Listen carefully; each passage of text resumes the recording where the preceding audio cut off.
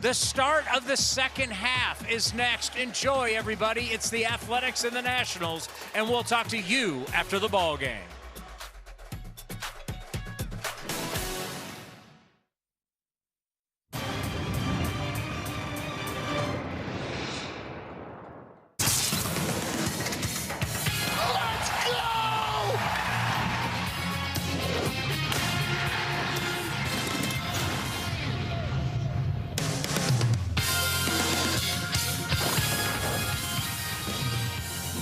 All-Star break is over, and we have ourselves a Friday night fight as the Washington Nationals come to town for a weekend series, and fans taking in the ballpark, and another phenomenal giveaway in the 916.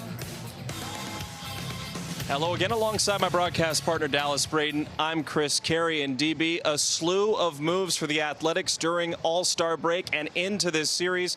Dallas, it has been very interesting for the Athletics, who had a tough end of the first half. First and foremost, Scott Emerson was relieved of his duties as pitching coach. That caused a domino effect. Dan Hubbs is now the interim pitching coach, and Javi Guerra joins the fold. But the biggest story is Tommy White is making his big league debut tonight, adding thump into that A's potent offensive lineup. And I think before I get to Tommy White, I just want to make sure that folks can truly appreciate the work from Scott Emerson. Over 20 years of service for the Athletics, and I know many big leaguers impacted by his tutelage and his presence, myself included. And moving on to Tommy White, I mentioned it during the changeup with Saxey and Towney, and the idea is you have an opportunity to see what the future continues to look like and what the future could continue to blossom into with the presence of a guy like Tommy White, knowing that he has an ability to get on base. He showed a really good ability to put the bat on the ball with consistency and with some thump behind it as well. So I think that's an exciting note to look forward to. We've talked about it before, Dallas. The future is now for the Athletics. The man taking the ball for Mark Kotsay tonight is Gage Jump. He's had a tremendous start to his big league career in this first half leading into the second half. And I think going into the second half on a high note, considering he was able to pitch into the sixth inning for the first time in really 3 starts or so, and that was against the White Sox. I think the problem is the pie in the sky, if you will, Chris, has been the lack of run support. 3.14 runs per game, which is the lowest total amount of support for Athletic starters. A's hoping for a big win tonight in front of a capacity crowd in West Sacramento. It is wrestling night at the ballpark. The A's against the Nationals, second half coming up, brother. Science lead to the answers. A's Baseball is brought to you by Toyota. Class-leading MPG and more hybrid models than any other brand. Toyota, let's go places.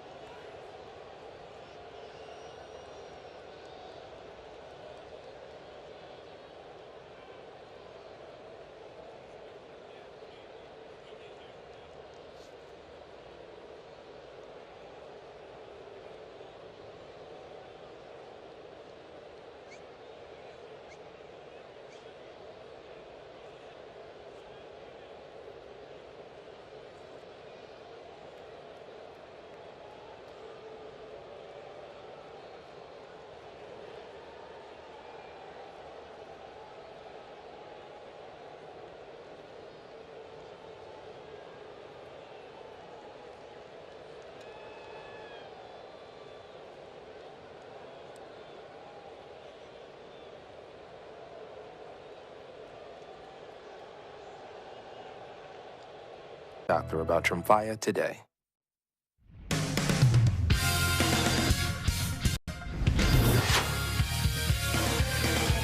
The beautiful Sacramento River and the Tower Bridge in all of its glory. A's and Nationals right around the corner. The starting lineups are set. You can see them right there.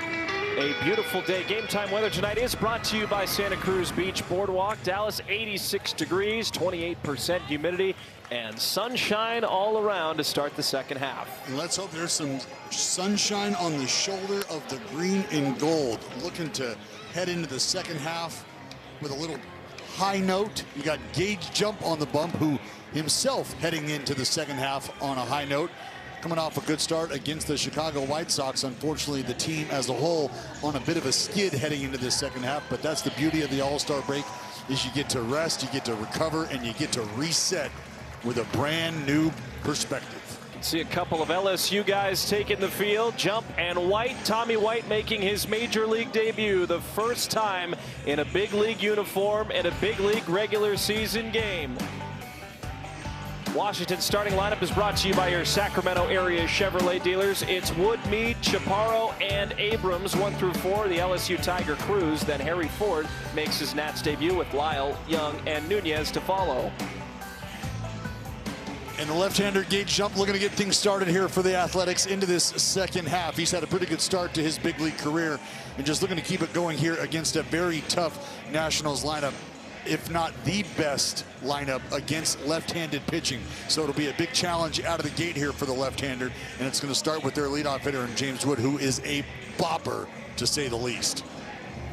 The defense behind Gage Jump will look like this. In Dallas, you'll notice a young defense for the Athletics. Soderstrom in left, Bolte in center, Butler in right. You see Kuroda Grauer at third, Tommy White across the diamond, Jacob Wilson at shortstop. Welcome to the A's, Donovan Walton. He plays second base, and Shea Langeliers in harness for the southpaw Gage Jump. Well, there he is, Tommy Tanks, ready to roll here in the big leagues. And I tell you, you've got to really be able to swing the bat to live up to that sort of nickname, and I think that's something that folks should be aware of. Although the nickname is Tommy Tanks, this is a guy who does a lot of good things outside of just barreling the baseball. And I think we'll get into it, just the background, kind of where he's come from, the road that he's traveled, but no doubt a fantastic day in the life of Tommy White and his family. So Gage Jump against James Wood. Two very young and exciting products for their respective teams. James Wood coming off of his second All-Star appearance. And Jump will wind up the first pitch, and it is swung on and fouled away, 0-1.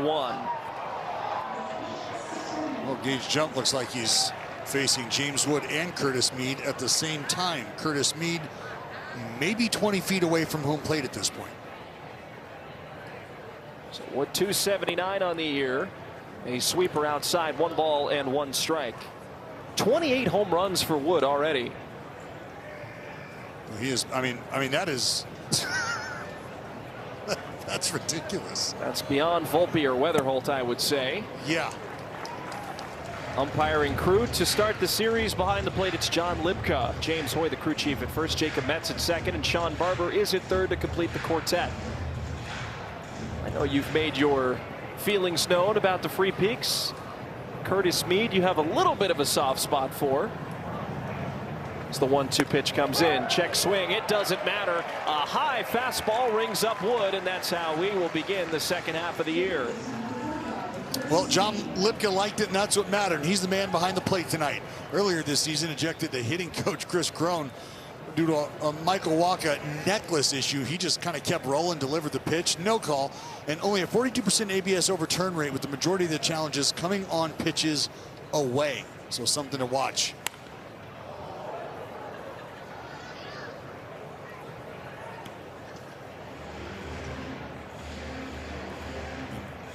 Meade at 247, 17 home runs, 44 runs batted in. This guy has had an interesting year, to say the least. Indeed he has. He has flashed a lot of power. It's a strike on a changeup. 0-2. Was initially a Chicago White Sox, but was DFA'd by Chicago on the 25th of March. 3 days later, traded to Washington. And has been at the top of the order pretty much all year long due to his offensive efforts. Hitting .247 coming into the ball game, 17 homers, 44 runs driven in. And maybe a nice sandwich between Wood, Abrams at times, Chaparro tonight. 1-2, tag back foul.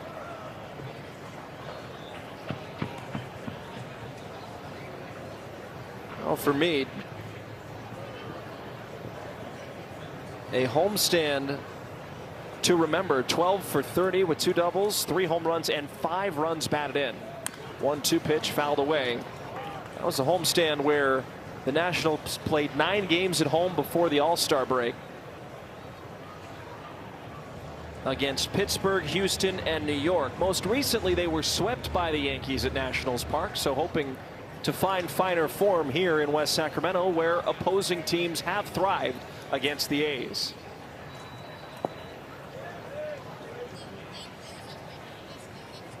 Well, the Nats in that tough division in the National League, a division that has started to see some jockeying, and it'll be first-year manager Blake Butera who's pulling the strings for the Nats, trying to keep them in the hunt. 2-2 pitch tipped into Shea's glove. He hangs on. Back-to-back strikeouts on the high fastball for Jump. Yeah, 98 blew by Wood, didn't matter, it was a strike. Same thing here for Meade. Tip top of the strike zone. Curtis Meade. Ding, ding. That's the tardy bell, sir. Going to need to see a hall pass. That is Ched. Here's Andres Chaparro, the first baseman. 167 on the year with a home run and 7 runs batted in. First pitch curveball inside, 1 ball and no strikes. Has been up and down twice for the Nationals between AAA Rochester and the big league club.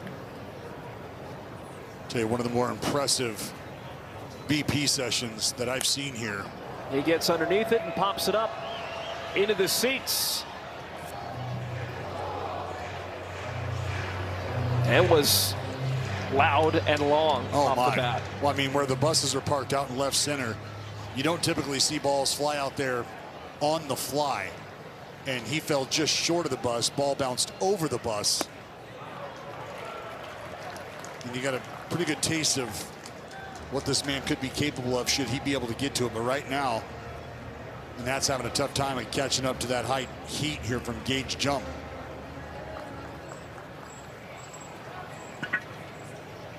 Jumps 1-2 wind up and pitch. Lost control of the curveball. 2 balls and 2 strikes. That bus, that first bus right there in the screen. Think about the ball hitting right about the front rear wheel and then bouncing over the bus. I mean, it was a monster shot. 2-2. Line drive foul. There's always 1 or 2 guys you watch during BP that come into this ballpark that you say, maybe this is a guy you got to keep your eye on for the series, because certain guys and sometimes supporting characters have hit really well here. Well, we know what that man's capable of, but a guy like Chaparro is definitely a guy you keep your eye on. 2-2 pitch popped up, foul ground. Shea surveying, and it is just over the screening.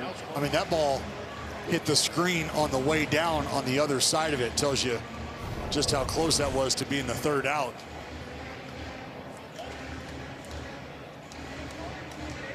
See it hit the screen on the way back. That is oh so close. But there are plenty of guys in this Nats lineup that are capable of hurting you. That's why you just don't want to make a mistake to maybe even some of the guys that you haven't considered those big threats. 2-2 pitch. Fouled away again. Well, we know Jump has had some trouble in terms of extending his starts with foul balls in particular.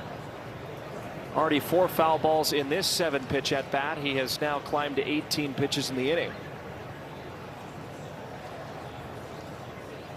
See where he goes with the next 2-2 pitch. Here it is. Right back up the middle. Moving over is the second baseman, Walton. Jump throw to first. And he introduces himself to the A's fan base with a phenomenal play up the middle. I'm you, Wally.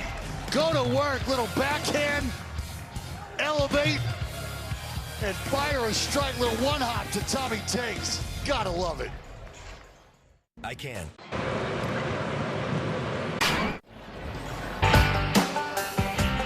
1-2-3 inning for Jump in the top of the first. Takes us to the bottom of the first with the starting lineups brought to you by your Chevrolet or Sacramento area Chevrolet dealers. Cortez leads off, then Wilson and Soderstrom, Langoliers and Kuroda Grauer, then Butler, Walton, Bolte, and White to follow. It's going to be the 27-year-old right-hander out of Bixby, Oklahoma for the Nats on the mound tonight. That's Cade Cavalli, 21st start of the season for the right-hander. ERA just under 4, knocking on the door of 100 innings under his belt. A's have seen Cade Cavalli one other time. That was last year, beginning of August. Cade Cavalli threw the ball well, Chris, just not an extended outing. Had 6 strikeouts over his 4 1/3 innings worth of work. That was his first start in almost 2 years. Sure was. Coming back from Tommy John surgery. 0-1 to Cortez. Fouls it away again. 0-2. This is a player in Cavalli that at one point the Nationals believed was going to be the ace of their rotation. And then injury sidelined him for a number of years. Now he is on the mend and doing a pretty good job at that for a Nationals team that has been fun all season long. 0-2, Carlos lines it over the leaping Abrams into center field. That's a good start for Cortez. A leadoff single, and the A's have the first base runner of the game. Washington's defensive alignment will look like this, Dallas. Lyle in left, Young in center, Cruz in right. A lot of athleticism in the outfield. Meade and Chaparro on the corners, Abrams and Nunez up the middle, and then Harry Ford as the backstop for Cade Cavalli.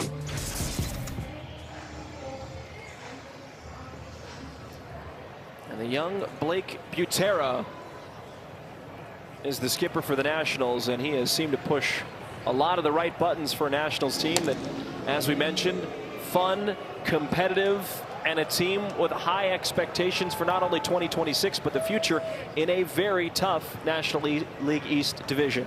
And I think that's the thing, is understanding where you're at in the division and just wanting to be able to put together competitive ball games, competitive runs in a division where there was a lot of expectations for a team like the New York Mets, who have clearly fallen short of that.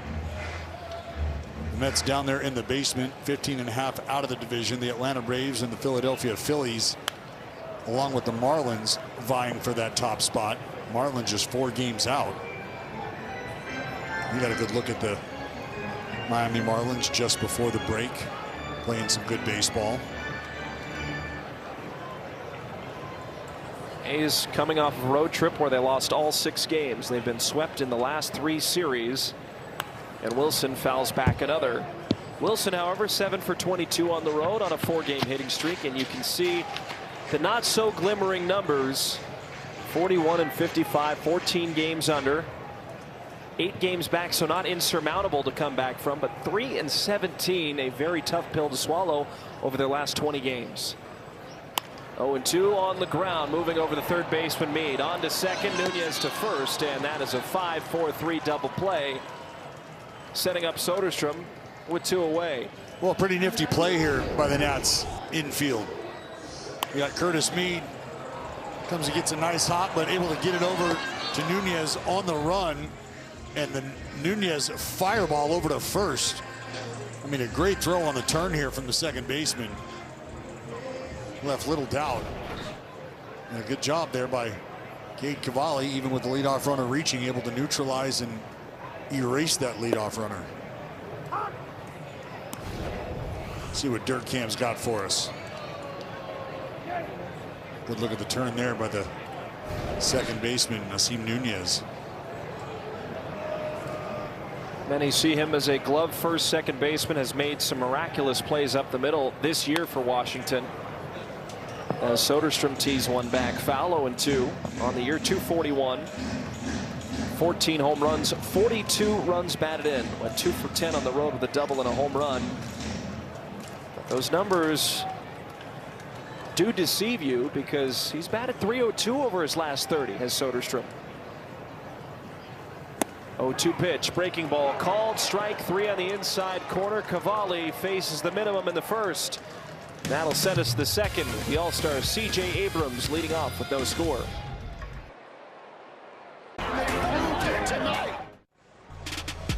A's fans win the ultimate Vegas getaway at the end of every A's homestand during the 2026 season. That's brought to you by Circa Resort and Casino.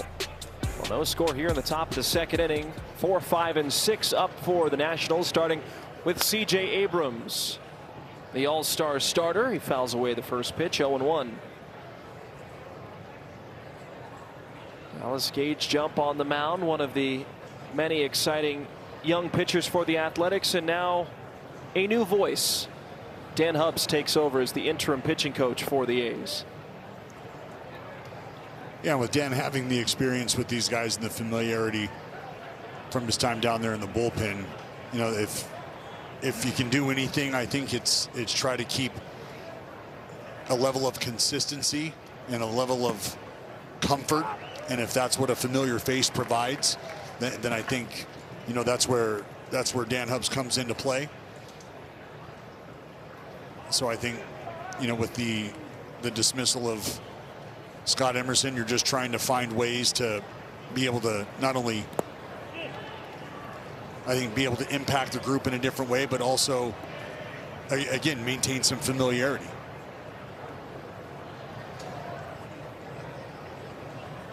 C.J. Abrams, a wonderful year, 275 with 20 home runs. His second All-Star appearance came this year for the National League. And with Dan Hubbs becoming the interim pitching coach, that means there was a need for a bullpen coach. And Javi Guerra, the former Nationals World Series champion, takes over for the A's in the bullpen. Well, and Javi been doing great work with the boys down in Double-A, and again, just the familiarity, right? 3-2, fly to left. Soderstrom breaking back, still moving some more, and he makes the catch on the warning track for the first out. You have a guy in Javi who, as you mentioned, he's got a World Series ring. He's got experience in the big leagues, and that is something that I think when you zoom out and you understand there's been a shuffling, you know, without a complete overhaul, I think the message that you're trying to send, and I think that's where Javi comes into play, is, hey, we also have to remember what it means to have the opportunity we have in front of us as big leaguers. And there's moments where it's okay to accept the fact that you're going to take your lumps, but then there's moments where you have to test yourself, right? And you can't shy away from that. And I think from a pitching staff mentality, and really the entire team, I would say adopting the Buffalo mentality. And what do you know about the Buffalo? The Buffalo is the animal that turns and runs towards the storm to face it head on, because the quicker we get to it, the quicker we get through it. And there's other animals that shy away from that. They run away from the storm while the storm closes on. And I think being able to face some of the difficulties head on can prove beneficial for a group who is trying to learn and trying to establish themselves as everyday big leaguers. So it's the former second overall pick Dylan Cruz at the plate. He's drafted in 2023 by the Nationals out of LSU.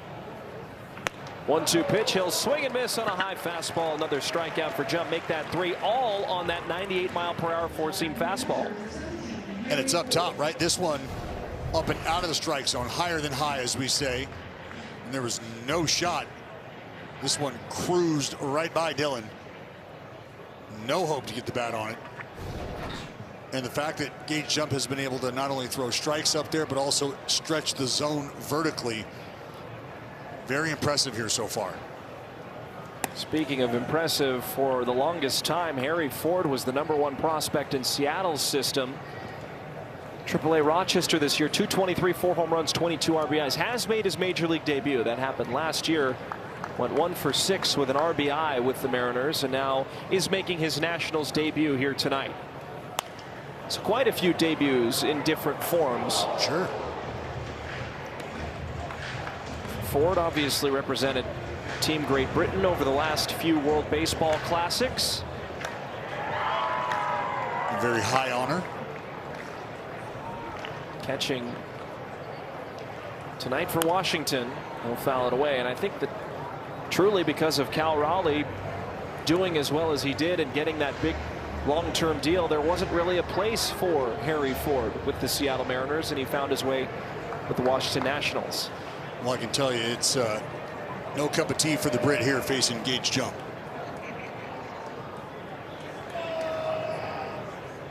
One-two pitch. Foul back.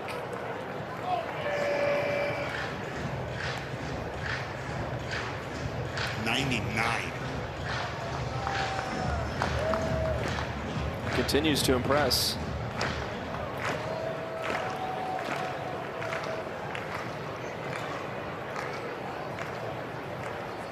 One and two. Check swing. Did he go? No, he did not.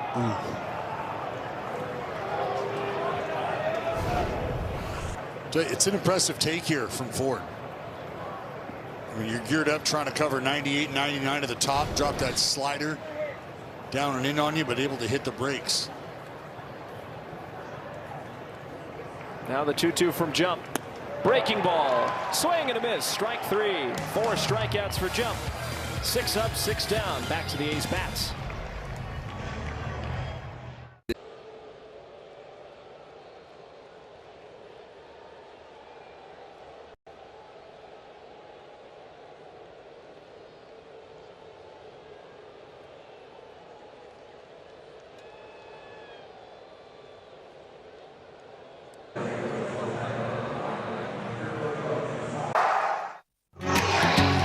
Well, the All-Star game was a lot of fun for the Athletics. Kurt Langeliers and, of course, Jeff Collins as well. These three got to enjoy the red carpet, all of the fun before the game, and then during the game, Shea Langeliers had a very big performance. And I think you believe he was robbed of the All-Star game MVP. A hit, a walk, a run scored, played excellent defense. We've come to know that here in West Sac, Dallas. Well, Langeliers takes ball one. I mean, these are just simple facts, right? You can call me a homer all you want, but I dare you to point out another guy who reached base twice in that American League lineup. I dare you to point a guy out who reached twice and scored. And then a guy who also caught multiple shutout innings, preventing what I refer to as an unquantifiable amount of runs. So not only did he score enough runs to win the game himself in one, but he also prevented runs from scoring. I just hard pressed to find another guy who had that kind of impact on the game. Call me a homer, though. Spotted low, 2 balls and 1 strike. I won't call you that. I agree. You make valid points. No, but Cody Bellinger walked away with the honors. 2 RBI single for Belly. That'll get you an MVP these days. Called strike at the bottom of the zone. Shea will challenge 2-2. Do not know how many shutout innings Cody Bellinger caught, though. But that's all right. I'll move on. I'll move on. Tough pitch at the bottom of the zone. Yep. That look low to you? Very. 2-2 from Cavalli. That is well outside. 3-2. Time now for StatCast, powered by Google Cloud. I'm going to call it a rocket. All right. Forget the fact that it was 91 off the bat. Went 308 feet. It found grass, and it was a knock for Shea Langeliers in his first ever All-Star game. 3-2. Called strike 3. Langeliers caught looking on a fastball. 1 away. Bringing up Kuroda Grauer. Well, Kay Cavalli has got a fantastic fastball. And this one at 98 with some life back to the arm side. Starts it away. Comes back to outer third. He's got a good four-seam fastball. He's got the sinker that you just saw. And he has been filling up the strike zone. Joshua Kuroda Grauer doesn't seem to mind strikes, balls. Either way, he's hitting the baseball all over the place. On the last road trip, 10 for 23, 3 doubles.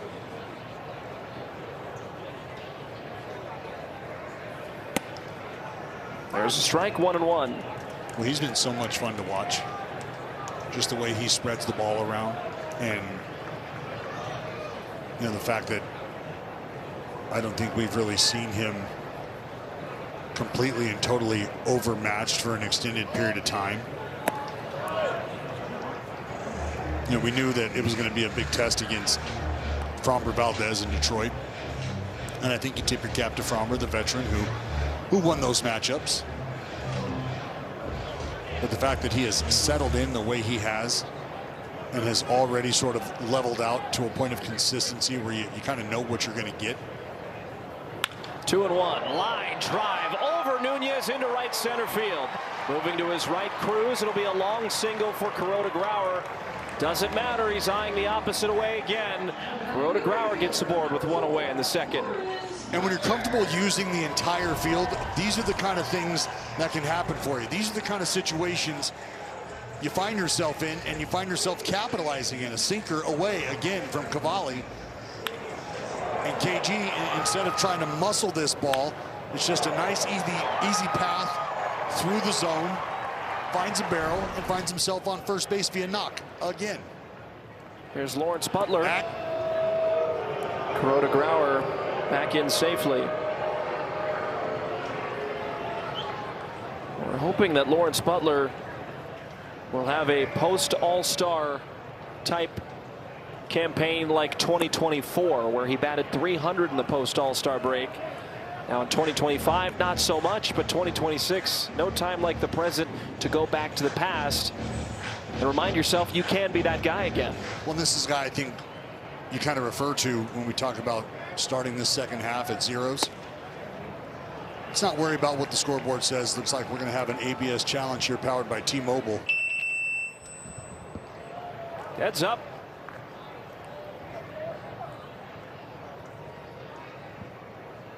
As Dallas said, ABS is powered by T-Mobile, and it missed. So one challenge remaining for Washington. That ball missed by 2 inches.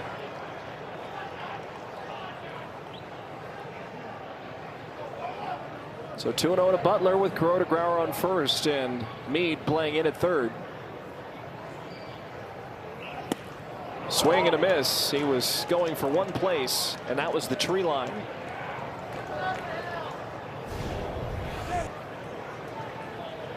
Just a four-seamer backspun.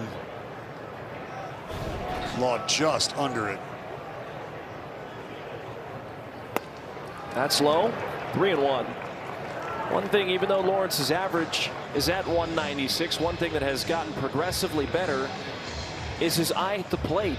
He's getting into deep counts, sometimes gets rewarded with a hit or he gets on base with a walk, but that's something that you can build off of, I would think. Well, he set at his belt from the stretch, and the 3-1 pitch is a busted bat up the middle. Diving stab by Abrams. He'll go to the second baseman. Nunez, who is not covering second base, throwing to first. A 6-4-3 putout at first base. Well, it's a heads-up play by Nunez because he knew he was not going to have a shot to get Kuroda Grauer at second base. So instead, he hits the brakes and goes after Lawrence Butler. And I think that's a very wise decision by the second baseman. Abrams doing a fantastic job of being able to corral this ball up the middle. Cavalli had to do a little tiptoeing around the barrel, but just a heads-up effort by Nunez to shut it down, forget about the runner at second base, concede it to KG, and get Lawrence Butler at first. Well done. Donovan Walton makes his Athletics debut and takes high on a sweeper. This is a guy that I have a lot of question marks around. Batted .319 with 3 homers and 12 RBIs with the Angels. Had a wonderful series here in West Sac, and he ends up getting DFA'd for it.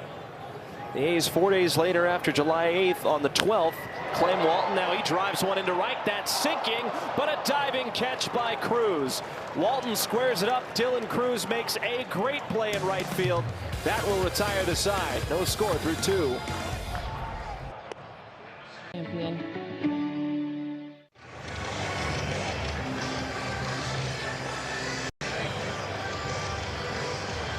No score in the top of the third inning. 7, 8, and 9 are up for the Nationals. Dalen Lyle takes outside, 1 ball and no strikes. Gage Jump has been motoring right through the Washington Nationals lineup with 4 strikeouts in the first 6 batters he's faced. Lyle 246 on the year. He's enjoyed a nice season for Washington. 2-0. 7 hits on the homestand. 2 doubles, 2 home runs, 5 RBIs. Has been much better on the road, though. 279 away from Nationals Park. We've seen that a few times, Dallas. Most notably a player like Hunter Goodman, who was really, really good on the road. Well, and I think we may be a little biased considering the damage he did against the club and where he did it. But to your point, you know, sometimes guys just, and isn't it funny to think that Hunter Goodman maybe being even better away from his home ballpark, considering where he plays. I don't think it's often you look at a player that says, you know, I don't know what it is about hitting at altitude. It's just not my thing. So 2 balls and 2 strikes to Lyle. Fouled away.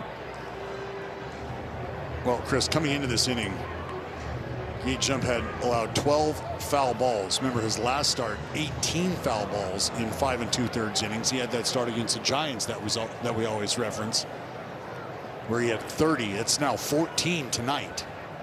2-2. Make that 15. It's something we've talked about, something that we probably will continue to talk about, is how you are able to extend your start further if these hitters are still able to put bat to ball now, albeit not in play, but staying alive pitch after pitch. Well, I think from there, what you start to study, start to look at. Oh. Well, he paints the corner there. Moments ago, Dallas caught up with the A's manager. All right, A's fans, I'm with the skipper here, Mark Kotze. Kotz, Gage Jump went into the second half on a high note against the Chicago White Sox. Unfortunately, the team did not, but what we're seeing from Gage Jump here tonight, I think, is giving you a lot of promise the way he's throwing the baseball right now. Yeah, the ball's coming out of his hand really well. Obviously, the velocity's there. You know, the pitch for Gage right now is the slow breaking ball, right? We need something soft that we can slow hitters down with, and I think he's finding that right now tonight. Well, I think him slowing hitters down is a nice thing. It's also nice to see a hitter speed up. I think when we're talking about a guy like Tommy Tanks making his big league debut, how exciting is it just for the room to have a guy like Tommy come up and hopefully impact the club? Yeah, definitely exciting. Obviously, anytime you make a debut happen for a player, there's a lot of excitement from the team, from the staff, from the development side, getting him here to the big league. So exciting night for Tommy and us. As always, Kotz, thanks for the time. All right, thanks, Dallas. I think there's something to be said about an extended break and the energy coming back. You know, the entire team been on the field. They went through some drills with the new personnel. I think that rest was absolutely needed for every player on this athletics club. And I think that though the record holds or shows what it is, and that's 14 games under 500, this collective goal remains the same, even with the new personnel in place, Dallas. And that's it. The collective goal stays the same. And I think that's the steadying presence of a veteran like Mark Kotze. And that's where you take your orders from, right, is the top. And the man who shows up to work each and every day is Nationals have their first base runner of the night. But I think for Kotz, it really is. It's a lot to do about just showing up and him being consistent. He understands that. I think that's the message that you send to your staff. They show up ready to work. And it's not as if you don't have an idea of how things have gone, but you just can't pay too much attention to that. Otherwise, you start to carve into what could be a great second half for yourself and the rest of the club. Nasim Nunez, who made a nice play covering for C.J. Abrams up the middle in the second inning, is up for the first time. There's the slow curveball for a called strike 0-2. 242 on the year, but 337 over his last 30. He has hit the ball very well recently, but not much for power. And just kind of spraying it around, right? Slapping it around. I think the benefit, though, is he's finding ways on base and he's putting the ball in play doing so. And we know that a lot of good things can happen if you put balls in play, especially if they find holes. 1 ball and 2 strikes to the Nationals second baseman. Bouncing ball up the middle, moving over Walton. Diving play, won't have a play at the bag. And he keeps the ball from going up the middle. It will be an infield hit for Nunez as both Wilson and Walton converged on the ball. No one went to second base. And everyone's safe. Well, and you'll see Walton, I think initially thought that Gage Jump was maybe going to have a play on it and kind of held up a bit, but realized that Gage Jump indeed was not coming down with the baseball, and from there had to make a move and had to get over. Because I think if he feels like Gage Jump may have had that ball, then it could have been Wilson that was going to take the throw. And again, that's all part of just getting familiar with your double play partner and communicating. And that's 2-on-1 out here. Got a little something cooking as they're able to turn it over now to a very, very dangerous James Wood. I would say this is the Nick Kurtz equivalent for the Nationals in terms of power, promise, hype, organizational future. This guy is an absolute animal, just a beast. 28 homers, good for 5th in baseball. And look, lefties, righties, anybody can get it. Doesn't matter. He's hitting 280 against lefties, 8 homers against southpaws. He does not discriminate. 2-0 pitch, fastball for his strike. And this is what's impressive, much like Nick Kurtz, right? Damage everywhere. Left center to the right field line. I mean, it is long ball city. Tied him up, he fouls it away. Now there's a lot of firsts there in a second. First and extra base hits, walks, runs scored, second in OPS in the major leagues. Is that good? I'd say so. Pretty good. See what Jump has at 2-2 with runners on first and second. And a swing and a miss. A sweeper gets Wood. And did that have some movement on it? Great pitch by Jump. Well, Jumpers put him in a pretzel here in the first 2 at bats. It was a 98-mile-an-hour fastball that Wood could not catch up to, and now Gage Jump able to stretch the strike zone on the big fella and get him just waving helplessly at a slider away. Curtis Mead struck out swinging his first time up and takes a strike on the inside corner. 0-1. How about Mead starting the year with the White Sox in terms of spring training, then getting DFA'd and picked up by the Nationals. The White Sox have found plenty of gems this year. And Mead, in their eyes, wasn't good enough to make their big league team out of camp. Nationals said, we'll take him, and he's been really good for Washington. Yeah. I think it's been a welcome surprise for the Nats in their lineup. No balls and 2 strikes. Jump getting the sign from the stretch on the third base side of the rubber. 0-2. Slow curve fouled away. Remember Curtis Mead, originally a Tampa Bay Ray, man out of Adelaide, Australia, as they say.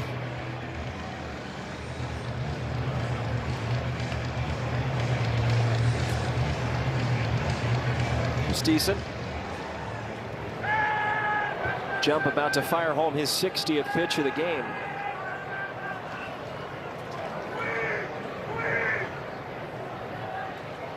Oh, and 2. Line foul. So think about this. 17 foul balls, the 60th pitch delivered, and we always talk about the 15 pitch average per inning.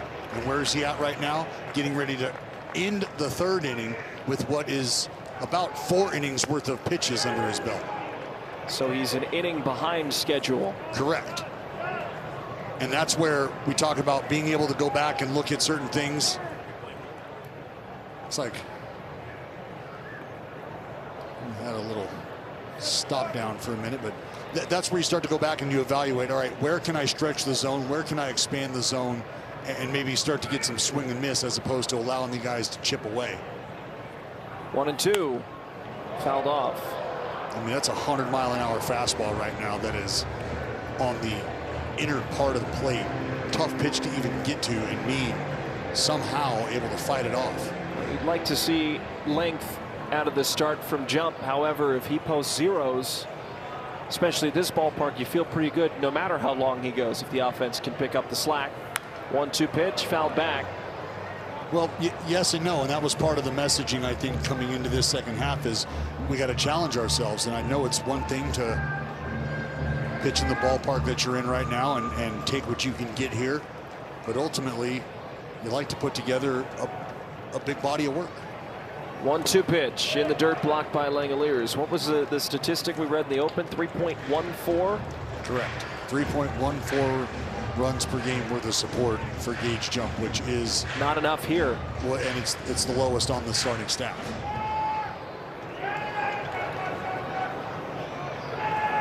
Now he gets the sign from Langoliers, relaying it from his right shin guard. And the 2-2 pitch. Line drive into left. That will get down and hit off the wall. 1 run scores. Nunez flying around second into third. The relay throw will not come home. And back in safely is Meade, a 2 RBI double.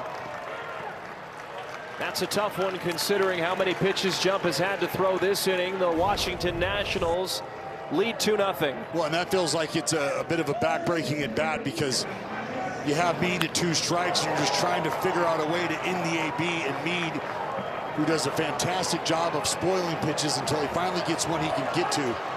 And that one at 97, not quite the 100 that he was fighting off earlier. And he's able to get the barrel to it and back to second just in time. This meeting on the mound now with Dan Hubbs, brought to you by the injury attorneys of Ashton and Price. And this is just more about giving the left-hander a bit of a break here, a bit of a breather.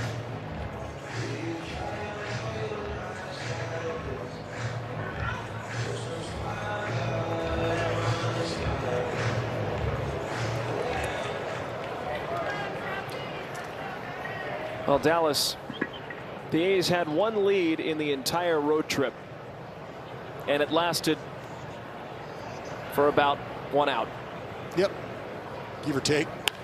Now Chaparro into left. Meade waved home. Soderstrom rounding it. Here comes the throw to the plate. It is up the line, and 3-0 Nationals here in the third. 8th RBI of the year for Chaparro, and now the Nationals lead by a field goal. Well, that's how quickly things can start to turn and unfold on you. Trying to get ahead of Chaparro with a breaking ball. I think the only problem is it stays just elevated enough where Chaparro able to see the pop, weight back enough and able to put a good swing on it. And Nats doing their damage here with 2 outs. Abrams pops it up. Donovan Walton. It's going to be Butler to make the catch. And that'll retire the side. 3 runs off of 3 hits. 1 man left on base. Nats lead 3-0. Brought to you by our good friends over at Defy. Between Wire Cam and Dirt Cam, you have got some outstanding perspective of big league baseball throughout the entire first half, picking up steam here in the second. See if we can't give you a shot of some runs here for the Athletics. Henry Bolte at 261, 3 home runs, 16 RBIs. Went 1 for 18 on the road. He has 1 hit in his last 7 games of play. Hoping to change that here against Cade Cavalli and the Nationals, who lead 3-0. There's strike 1.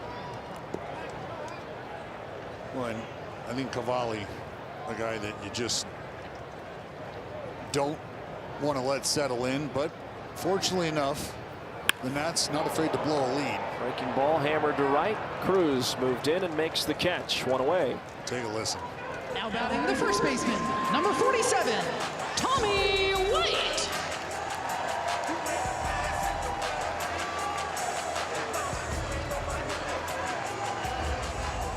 What a day. What a day. Not only do you see family and friends in the audience, but you see a little bit more purple than usual. The LSU faithful have made the trip to watch Tommy make his major league debut. You also have Jump on the mound, Dylan Cruz. I'm calling it. Here comes a bomb. Here we go. G-E-U-X. 1-0 pitch. Breaking ball to the outside corner, 1-1. Had 10 home runs between AA Midland and AAA Las Vegas. He's a former second-round pick in 2024 by the A's out of LSU, where he was a national champion in 2023. One of the best college teams of all time. Oh, Chris, you are correct, my friend. And he did a lot of damage.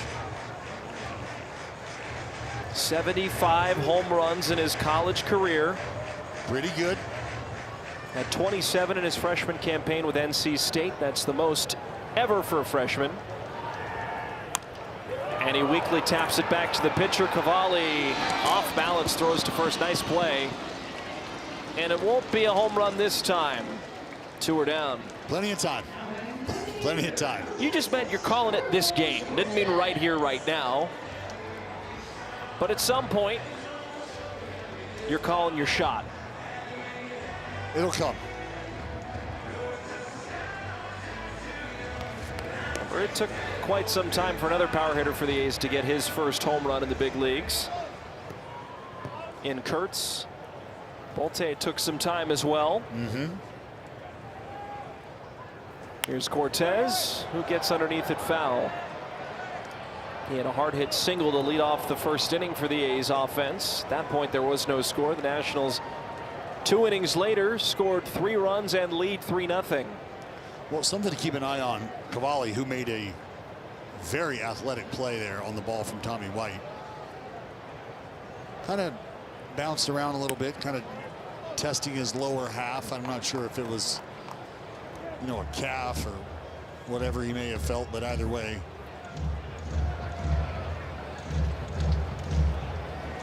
That is not a little fella out there, folks. About 6'4", 6'5", 245 pounds. Coming at you downhill with 98. He's another guy, Chris, and it's a trend that you see all across baseball. 3 fastball variety with the sinker, the 4-seamer, and the cutter. You don't see the cutter a ton. Just kind of flashes of it. 2-1. Knuckle curve swung through and missed. 2-2. But that right there, that's one of the money makers. A big curveball, almost a 40% whiff rate on the curveball. It's a banger. See if he doubles up here against Cortez, who has been fed a healthy dose of curveballs this year. 2-2. No, it's a fastball. And it's bounced to second. Nunez from the shoe tops gathers, throws to first, and that'll retire the side in order. Cruz, Ford, and Lyle with the Nationals up 3.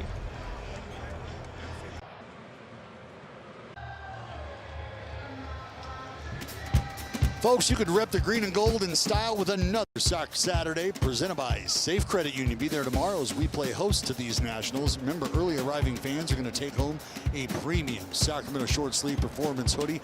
Perfect gear to showcase your Sacktown pride all summer long. Tickets are going fast, as you know, so secure yours today at athletics.com/promotions. It's 3-0 Nationals. Dylan Cruz, who started the year with AAA Rochester, is back up with the big league team.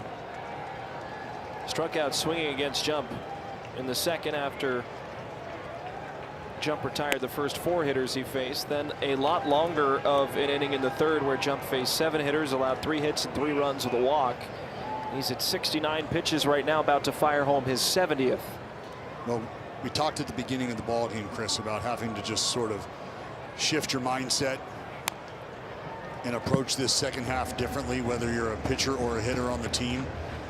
And, you know, I think the mentality is, look, live my day as if it was the last, live my day as if there was no past. You just got to get after it.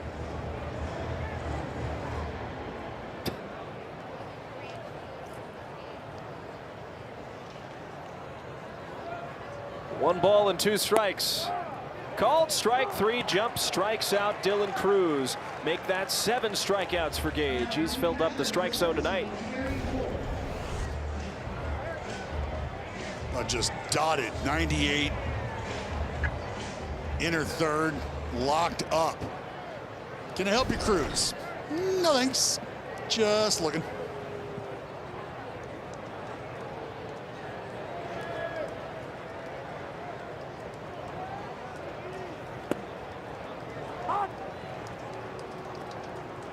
You're talking about all the giveaways entering this inning. How about the giveaway tonight? A championship belt bag on wrestling night at the ballpark. Love it. Haven't got my hands on one yet, but I will. Oh, I bet. Look at that. Looks like a championship title you can wear around your arms, your waist, cross body. Tri-functionality for the bag. Playing WWE and wrestling theme music throughout. This is like my day. This is a great day for me. I mean, you are officially a wrestling announcer. Let's not forget. Guest. 2-1 pitch, a swing and a miss. 2-2. I didn't want to give it to him. Let's just play this safe, trust me. Well played. Way to stay out of it. But look at you. Navarro avoids catastrophe. It was a lot of fun. Way to steal the show. But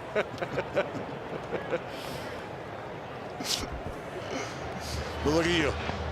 And a better use than me. Able to contribute. Oh, he looks good. The voice of the Athletics. Put it on a tee. Got him. That did not feel good. I don't know how they do it. 2-2 pitch. Just a touch inside. 3 balls and 2 strikes. Many thanks again to our friends at TNA. Dallas, you couldn't make it. I know you were very upset you couldn't be there. I was. I mean, I had already made plans to leave the city. 3-2 pitch. And 4 takes inside. You know, the original plan for that, Dallas, if I can shed light on it, was for both of us to be there. Correct. And you had already made previous plans. But one thing that I think that you wanted to offer was, can I get in the ring in some way? And I would have loved to see that. I mean, that would have been exciting. Again, look, we were very fortunate to even be thought of, to even be included in the moment, which was great. I'm glad you were able to make it and show face for both of us. Bouncing ball to first, foul. Because I know how much fun you had. We had talked about how much fun we were going to have together.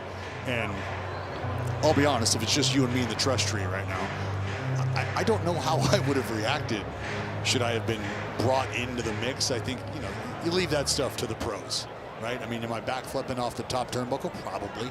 But I didn't want to, you know, for the pros. Well, when you come face to face with a 6'5", 300-pound former defensive tackle, sure, and a high-flying superstar like Casey Navarro, it probably would have been more difficult to find your footing there. Yeah. But it would have been better you than me. I think it would have been, the movements would have been more graceful with you than me. I mean, shout out the Mountain, guy who I trained jiu-jitsu with back home. He goes about 6'6", 300 pounds. Swing and a miss in the dirt. Lyle strikes out, advancing to second, forward on the wild pitch. 2 away. Well, you got the swing and miss. Unfortunately, just not able to keep the baseball within arm's reach. Ford able to motor up to second.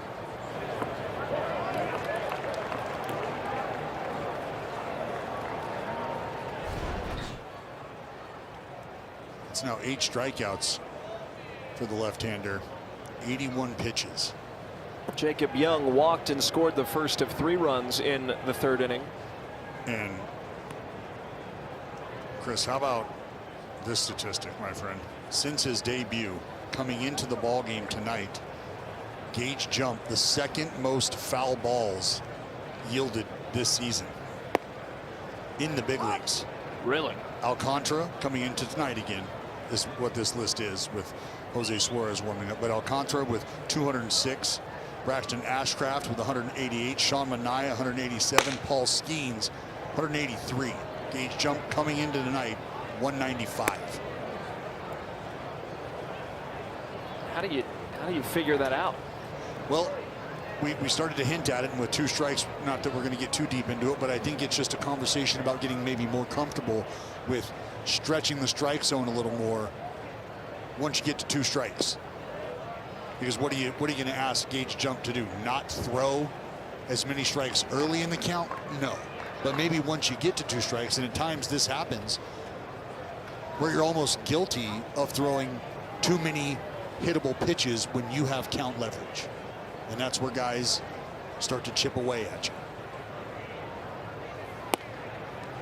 There's a strike 3 and 2. That'll mean that he's 1 strike away from the final out of the top of the 4th. Ford at second base in a 3-0 game. Crowds behind Gage Jump, about to fire in pitch number 87 of his game. 3-2 payoff. That's lifted in the air, right center field, traveling a long way, and it will 1-hop over the wall. An automatic double. Scores Ford from second base, and it's 4-0 Washington.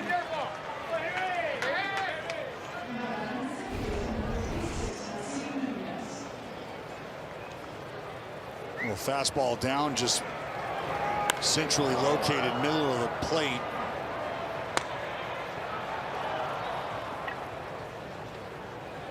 Bounces up over that short wall out in right center.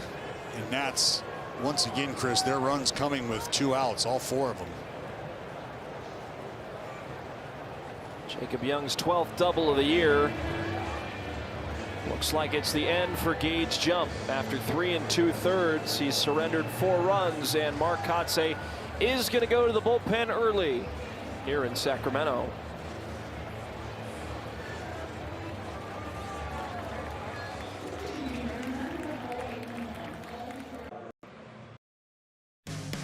A's Baseball is brought to you by Law Tigers, Northern California's motorcycle lawyers at lawtigers.com.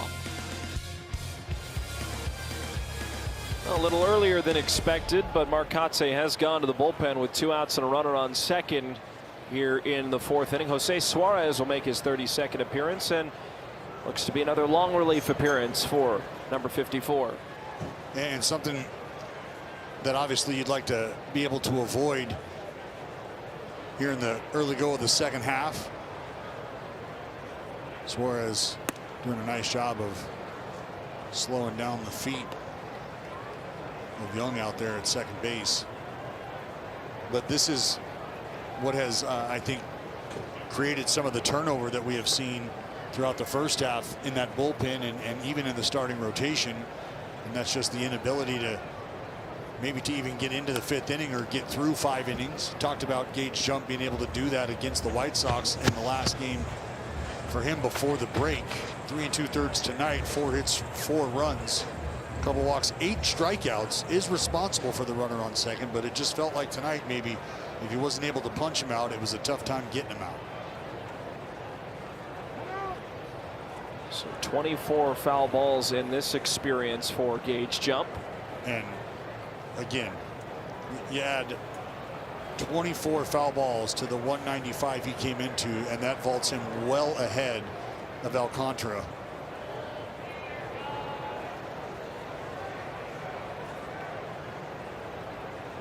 One and 1 to Nasim Nunez, who swings and misses. He got big on a fastball. That would have been a foul tip into Langeliers' glove. 1 and 2. Lopez Suarez can get Nunez here and then set it up for 2, 3, and 4 for the A's offense. Looking at Cavalli for a second time. Who has been excellent his first 3 innings. 1-2 pitch. Fly ball to center. Bolte was in, now breaks back, and the last sliver of sunlight makes the catch. Now to retire the side. Nationals score another and lead 4-0.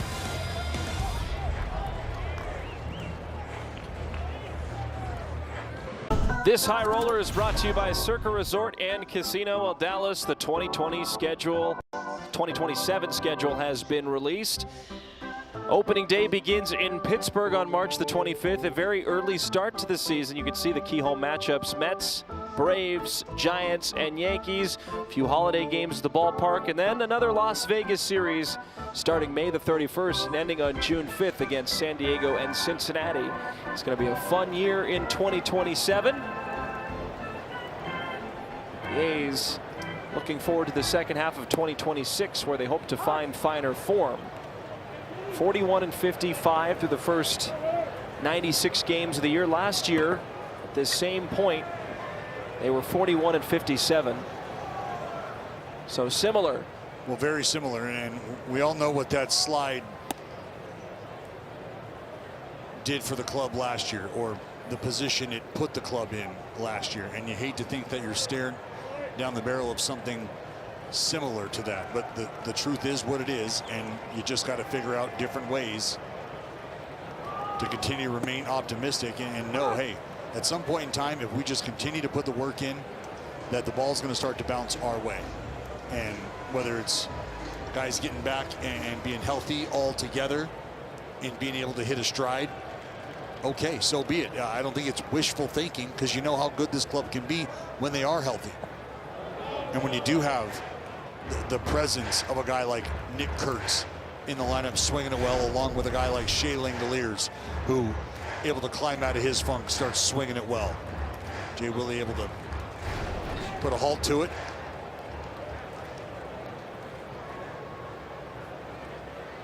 Two balls and two strikes to Wilson, who grounded into a 5-4-3 double play in the first. That's outside. 3 balls and 2 strikes. A's have only had 2 base runners this game, a single from Cortez in the first, then a single from Kuroda Grauer in the second. Now we're in the fourth, and Cavalli has only thrown 44 pitches. Well, I mean, when you think about his 44 total pitches and the amount of foul balls that Gage Jump surrendered, I mean, you're talking about virtually half of the pitch count for Cavalli in foul balls for Gage Jump. 3 balls and 2 strikes. Wilson lifts it in the air to shallow right. Cruz comes on. It will drop this time. And a leadoff single for Jacob Wilson.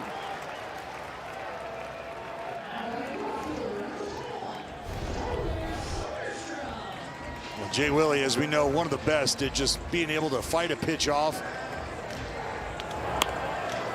and dunking it out there in front of the outfielder, which is what he does right in front of Cruz.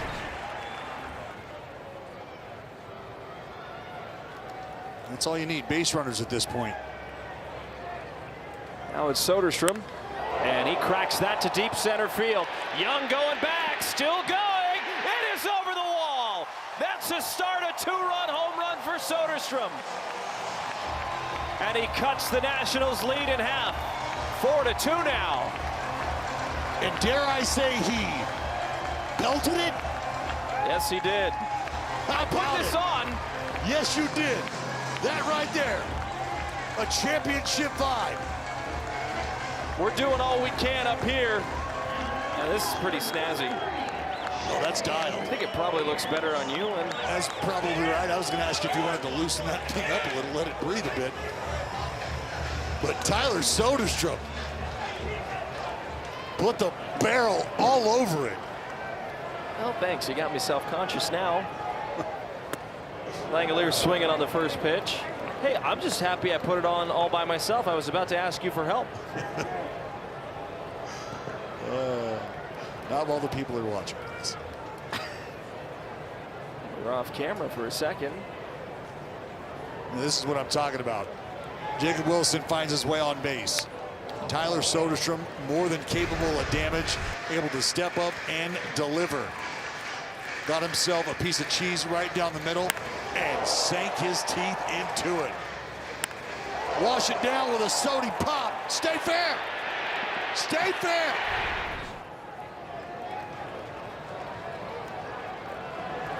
Langoliers struck out looking his first time up. Soderstrom hit his 15th homer of the year. The 0-2 pitch is off the plate. I mean, this just a center cut sinker that Sody swatted.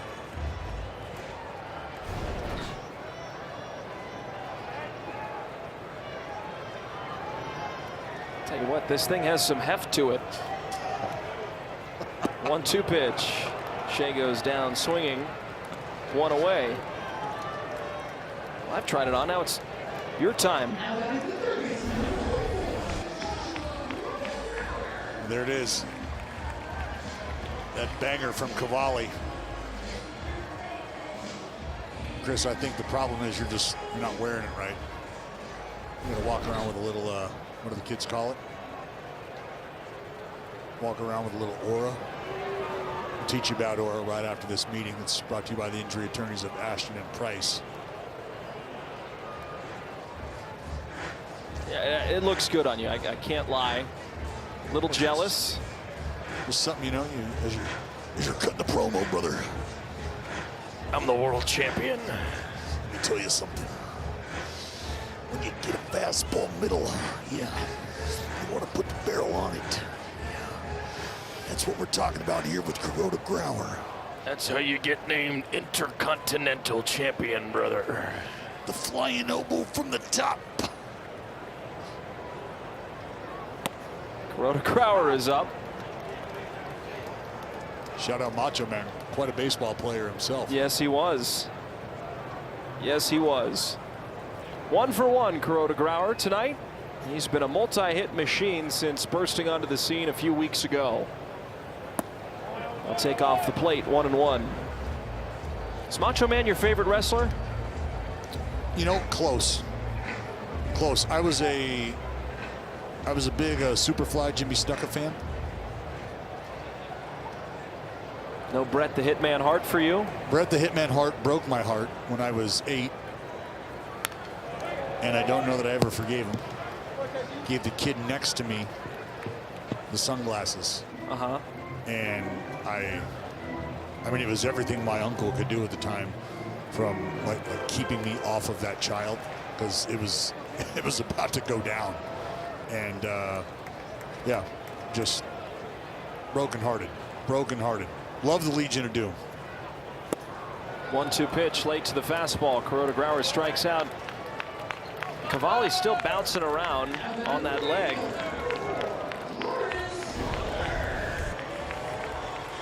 Well, appears to be doing just fine. Has been able to settle back in after that long ball from Soderstrom, with back-to-back strikeouts here of Langoliers and Kuroda Grauer.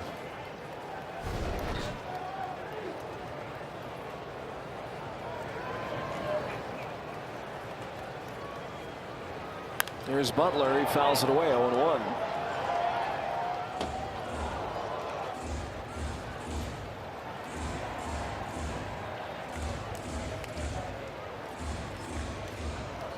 Grounded out on a 6-4-3 put out. Would have been a hit if it wasn't for the efforts of Abrams, Nunez, and Chaparro.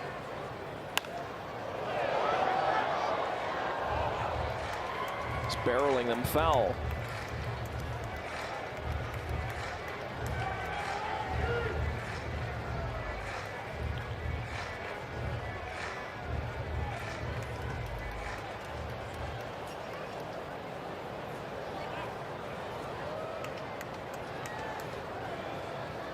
Oh, 2 pitch. Outside. Did we get your favorite? CM Punk. It's not close. Really? Not even close. The current WWE champion is my favorite. I almost met him in 2015. I actually worked out with CM Punk. I know. We've talked about this before. 1-2 pitch, fouled away. Oh, you mean my workout buddy, CM Punk? Yep. Oh. I almost met him. Oh. That might have been the first time that I'd ever been like crazy starstruck. Sure. Good guy. I mean, I shed a tear of happiness when he went back to WWE. I will not lie. Did cry. Great spotter, too. Yep. Now you're stuck with me. Oh, how far you've fallen. One could say you've hit rock bottom. Oh. Yeah, it'll be a moment of self-reflection later. One day I'll meet him. You're doing fine, kid. 1-2 pitch. I'm afraid, because I think he's on the same gym routine as you, big and bulky and strong, that like my body type would be like, really? You could be doing more. Like, he would almost be disappointed in me, and I don't want to disappoint him. I'm okay with disappointing you. I'm not okay with disappointing him. Yeah, I think you would be the Dink and the Deacon Doik relationship there. Wow. They were a great tag team as well. 2-2 pitch, a swing and a miss. Cavalli strikes out 3 in the inning, but not before Soderstrom gave him an attitude adjustment to dead center. 4-2 Nationals. We go to the 5th.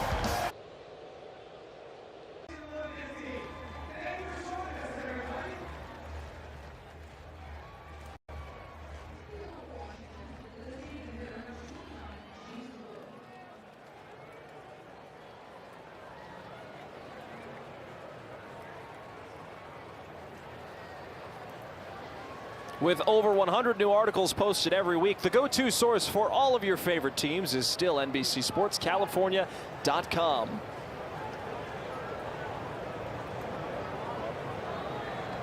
Well, it's 4-2 now. James Wood in the top of the order come up, and Shea Langeliers is going to deploy an ABS challenge on a close pitch to start the 5th.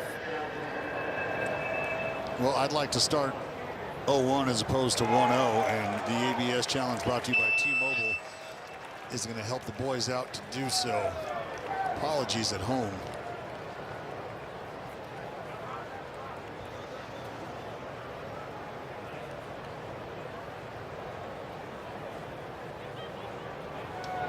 Wood 0 for 2 with a pair of Ks against Gage Jump. Now faces Suarez, and it's 1 ball and 1 strike. That was a lot of fun. The Magic A's championship title. All credit to you, my friend. You broke out the belt, and Sodi belted one out of the ballpark. That might be a possibility to put that on a player during or post home run in the dugout. Got a few different celebrations they've used this year, though. Workshop it. 2 balls and a strike. I think we have seen a championship belt with other teams before, so the A's shooting for originality, which I respect. The elephant mask was a very big new thing that was exciting at the beginning of the year. Well, and former teammate of mine, Josh Reddick, huge wrestling fan, used to rock the belt. And I'm not sure if that isn't the one that he used to wear. And I'd like to think that Red would have ended up taking that with him. 3 balls and 2 strikes. A wave and a miss. The sweeper gets Wood. 1 away.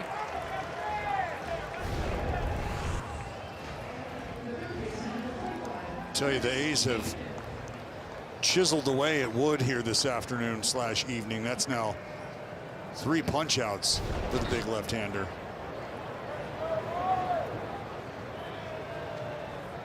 Now it's Curtis Mead. 1 for 2 out of 2 RBI double. That opened up the scoring Young and Nunez. He'll take low, 1 ball and no strikes. You and Curtis Mead will be intertwined forever. You had a true pull of his rookie card. Am I correct? You are correct. Is there more to that story? I mean, not necessarily. Why? Wow. Okay. All right. Yeah, I along with my wife, who is also an avid collector, opening up baseball cards and doing what we call the patch hunt. As folks know, you make your rookie debut, they got a patch on your uniform to mark the occasion. We know that our man Tommy White is rocking one tonight, and they cut that patch off and they put it in a pack of cards, and there it is. And I was fortunate enough, it was my wife who actually opened up the pack and pulled the actual card with the actual patch. Mead shoots that into left. Base hit. Now we'll hear a word from Red Hawk Resort and Casino.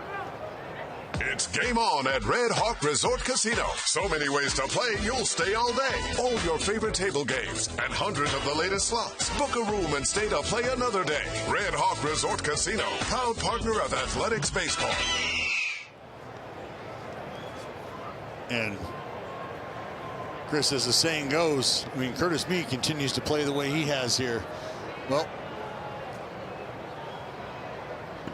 today's price is not yesterday's price. Appreciation at its finest. But all credit to Curtis Meade, who, as we have highlighted, has swung the bat here very well for the Nats. On base again tonight, 2 for 3.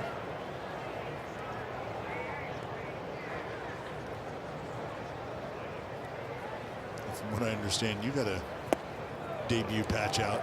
Yeah, so I come to the ballpark and BI gives me a little bit of mail.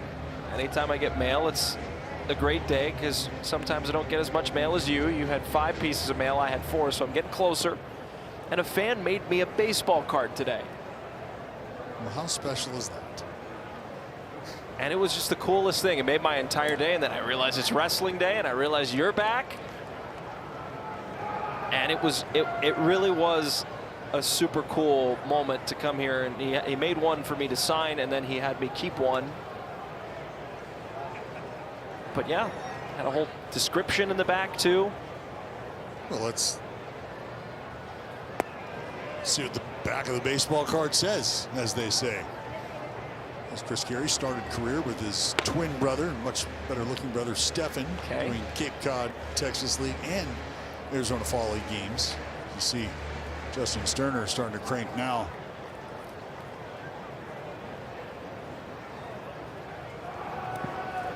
Chris joined the Athletics in 2024.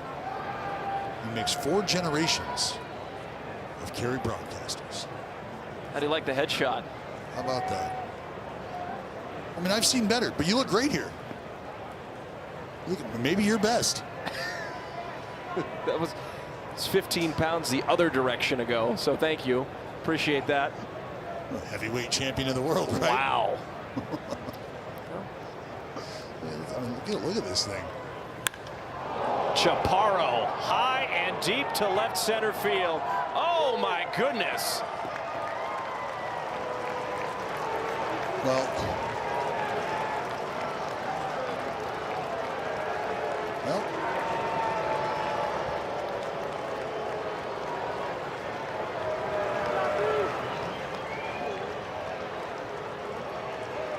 he was shooting for the buses during BP. I think he found him in the game. Well, Chris, it's a good thing it landed on top of the clubhouse, because if it would have been any further to the right, they'd be replacing a window on the bus. Think he knew it? I think he knew it.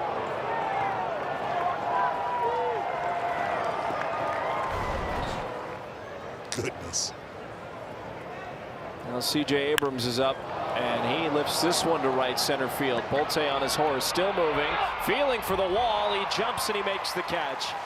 2 down.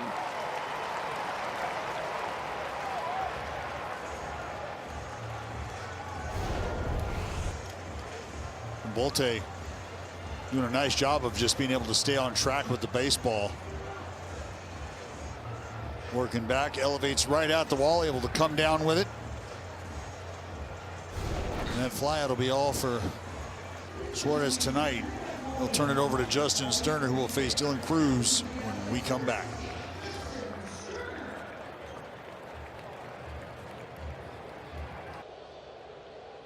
Baseball is brought to you by Santa Cruz Beach Boardwalk. Now open daily. Come try Vertigo 360, our spinning, flipping, over-the-top new ride. Save on passes and wristbands at beachboardwalk.com.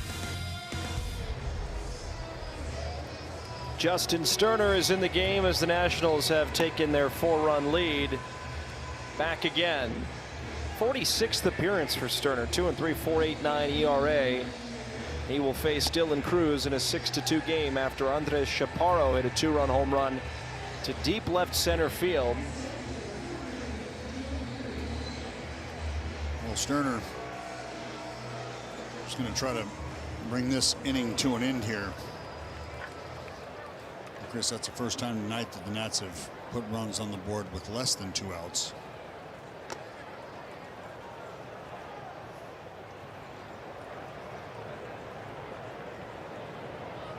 Dylan Cruz has struck out twice. He takes outside, 1 ball and no strikes.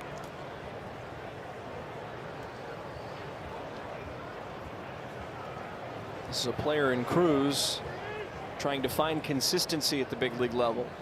We know the talent is there. We know what he was able to do at LSU. Earned him the honors of being the 2nd overall pick in the 2023 drafts. Well, think about that lineup. I mean, Dylan Cruz was part of that lineup. Tommy White, a part of that lineup. Cruz hit over 400 in that 2023 campaign. 18 homers, 70 runs driven, 70 runs driven in. Scored 100 runs. All in 71 games. Teammate Tommy Tanks hit 374, 24 long balls, 24 doubles, drove in 105. That was in 66 games. I mean, these dudes were absolutely raking. Paul Skeens, you ever heard of him? 19 starts, 13-2 with a 1.69 ERA. Pretty good. 3 balls and 2 strikes.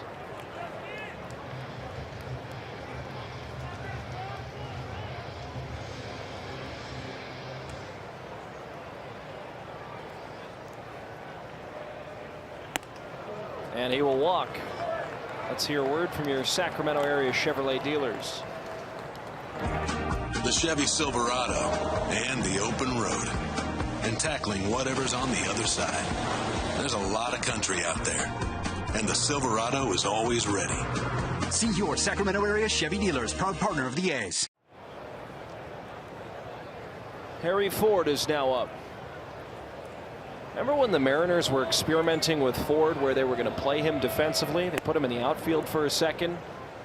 Now he's back catching for the Nationals. Don't know what their long-term plans for him will be, but they've needed some help behind the plate, and he finds himself at a good time where the Nationals have been exciting, looking to get back to 500 with a win tonight.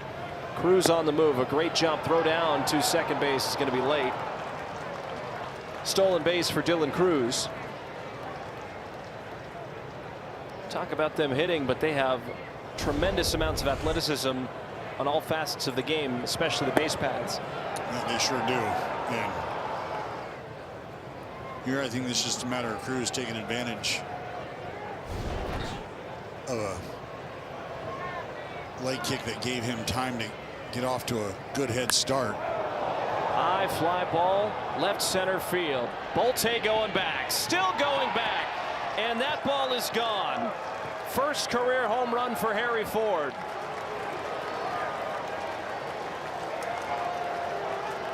Eight to 2. Ford drove it out like a Model T, Chris. Barreled. And much like a Model T, the ball was in the air for a long time and did not get out in a hurry.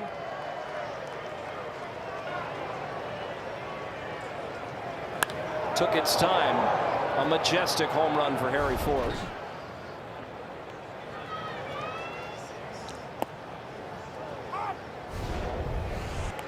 .36-degree launch angle.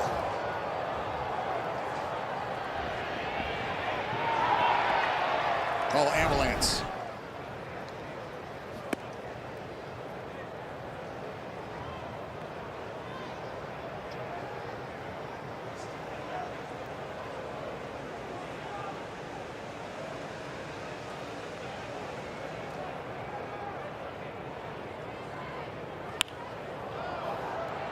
Lyle to right.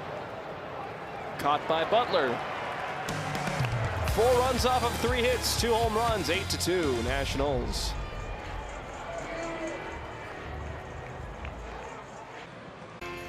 School's out, but camp day is in. You can join us this Sunday as the Green and Gold wrap up this weekend series versus the Nats.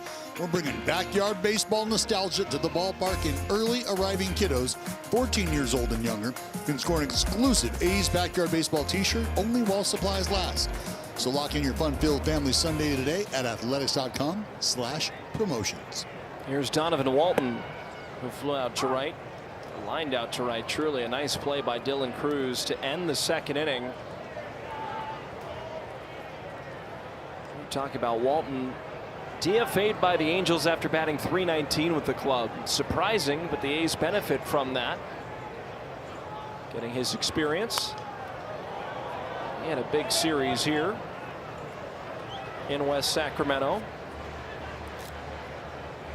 It's one of those in the 4-game series against the Angels where he asked, where was this guy the first game?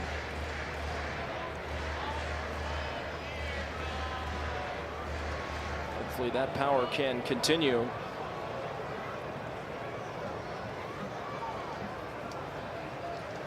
Went 4 for 8 against the A's June 19th, 20th, and 21st. Had a double, a home run, and 4 RBIs in that series.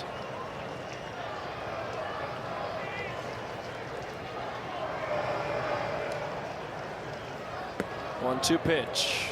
He takes high. 2 balls and 2 strikes.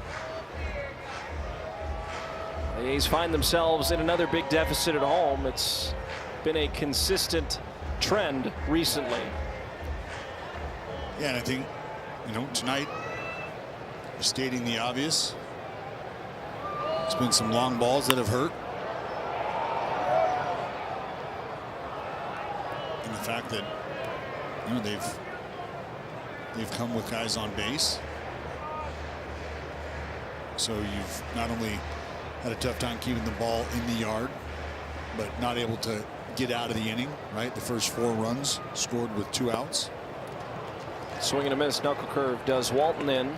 1 away. 4 straight strikeouts for Cavalli, 6 total on the evening. Well, once again, that big curveball. That's what he ended the inning with against Butler. That now the 4th straight punch out for Cavalli. Bolte flew out to right, is up again, fouling away the first pitch. 0-1. I think this game will show you just how much more it hurts when you yield the multi-run homer. Right? A's able to close the gap with a 2-run shot of their own. You start to feel a little bit better about how things are going, but then unfortunately you give up the 2-run homer, give up a couple of them, and you're kind of right back to square one.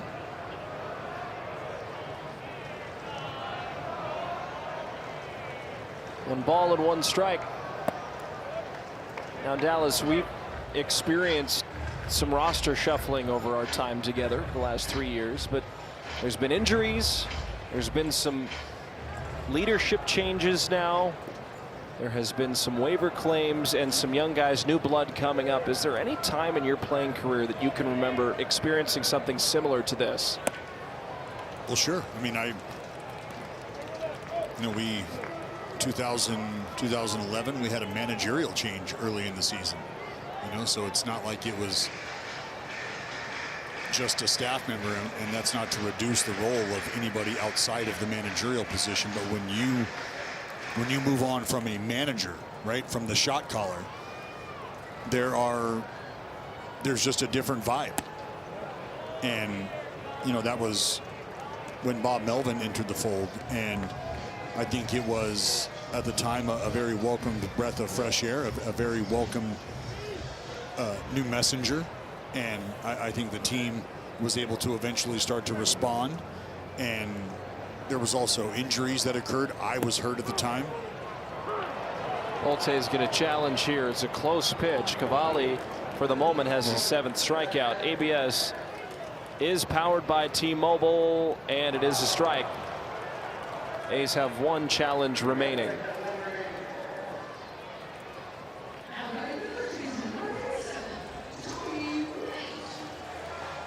Well, it'll be Tommy White now for his 2nd at bat tonight, 2nd at bat in the big leagues.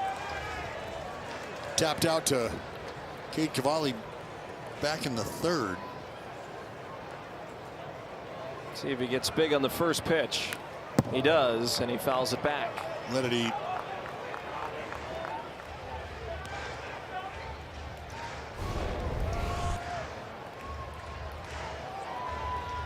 See Tommy, and that's, you know, something to pay attention to is the evolution of the approach here early, because you see a couple different timing mechanisms for Tommy. You watch his lower half.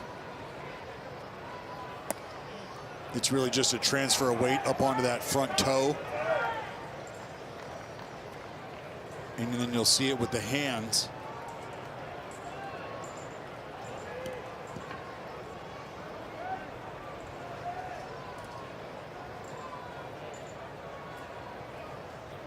One pitch, that breaking ball low, 2-1.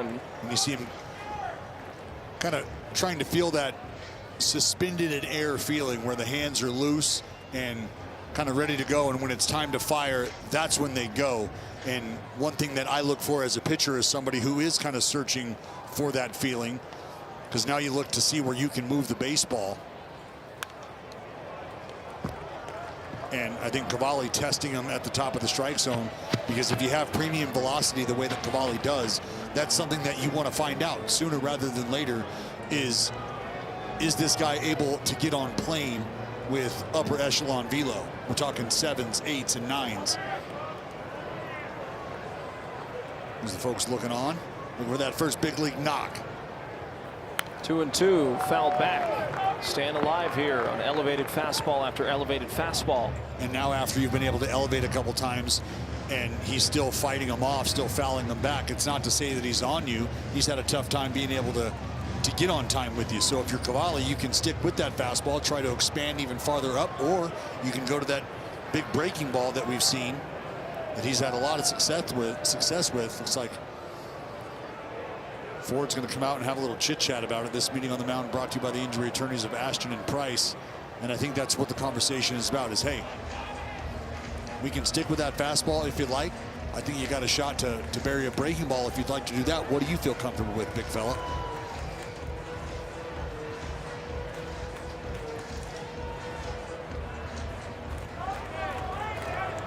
White's going to have to protect with 2 strikes and 2 outs in an 8-2 game, bottom 5.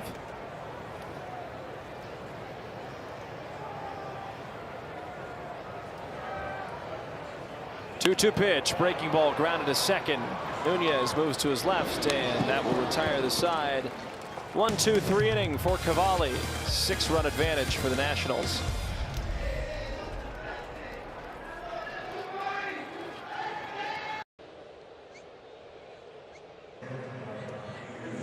Tonight's social poll question presented by Toyota is, what should the A's focus be in the second half? Is it making the playoffs? Finishing above 500? Is it developing the young players? Or is it avoiding more injuries / other? Scan the QR code to vote now.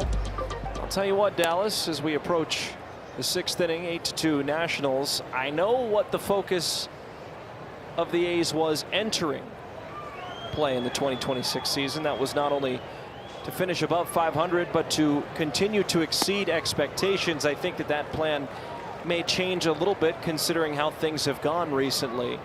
And I think it's probably the 3rd or 4th choice in developing the young players and avoiding the injuries so you can work towards 2027. Well, I think for me it's a very simple answer, and it's not 1, it's 2, and I think they go hand in hand. And if you want to put finish above 500 at the top of your list, fine. How do you do that? Being able to develop the young players that you have that are here right now and allowing them to continue to grow and learning how to win at this level. Because if you can do that, then the idea of being able to make the playoffs is something you can start to entertain. But at this point right now, you have to be honest with yourselves in the mirror and say, that's just not our reality right now. We have played ourselves out of that conversation. We're trying to play ourselves into that conversation. But how do we do that? And that's developing as a young group. Because the idea of avoiding injuries, look, I mean, injuries happen. Things happen. And that's only so much you can do about it, right? Can I add another one here? Please do. Win at home. Sure. Win consistently at home. That is something the A's have not been able to do all season long. And if they're able to do that, we know how well they performed on the road at points in the season. then you can start to entertain the idea of finishing above 500 again. So a leadoff walk to Young. We know he has a lot of speed. And up comes Nasim Nunez, who is a threat to bunt. Switch hitter batting from the left side. Playing in is Kuroda Grauer. White holds on the runner, and Sterner to the plate. Nunez will swing away and take inside 1-0. Because the last thing you want to think about as a group is that a season, and I dubbed this the season of expectation, right? I think in years past we talked about it being really seasons of opportunity. And can these young players seize the opportunity to step up and learn how to play at this level and go through some of the struggles that this level absolutely introduces to you, and sometimes for the first time in your young professional career. But I think because of the development that we had seen from some of the young core members, this became a season of expectation. And I've heard all across social media over the last 2-3 years now, the A's are a second half team historically, and that is a good point. Over the last few years, at least as long as I've been here, they've played well in the second half. The only problem is now with those set expectations, being a second half team, the 2-1 comes in, Nunez is going to bloop that into left center. Young takes a turn around second. He will get to third. Great base running from Jacob Young. First and third, nobody out, and up comes James Wood against the righty Sterner. Yeah, outstanding job on the base path there by Jacob Young. That was a phenomenal read, and really all in stride, able to see it down and just keep the train moving.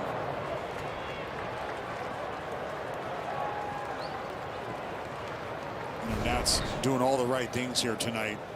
Getting guys on base, extending innings, capitalizing with runners in scoring position and 2 outs. Able to put a couple of big swings on some pitches. And now Nunez is on the move. Wood almost hit. No throw to second. A stolen base for Nasim Nunez. And look, I've talked about it being at the end of the ball game. I don't care that it's the 6th inning here and the score looks the way it does. You have to be aware of what's going on behind you. And with Wood up, it's just another runner in scoring position for him to drive home. And now you eliminate the opportunity for yourself to get yourself a ground ball and get 2 outs for the price of 1 pitch. That's gone. Yep. That ship has sailed now. And with James Wood and his ability to put the ball in the air and drive it a long way, the last thing you want to think about is giving up a homer. But from there, the most productive out that he could have is a ball that gets to the outfield where he can drive a run in and move another runner up from second to third. And should he be able to keep the runner at first base, if Nunez is parked at first and the ball goes up into the air, well, guess what? That's 1 out. Okay, you got to run across, but now you still have a double play in order. And it's because you've controlled the running game. 2-1, fouled back. Just to finish my point, Dallas, when you have slow starts to a first half, second half, a lot of the time doesn't matter because you played yourself out of a chance to get to the playoffs.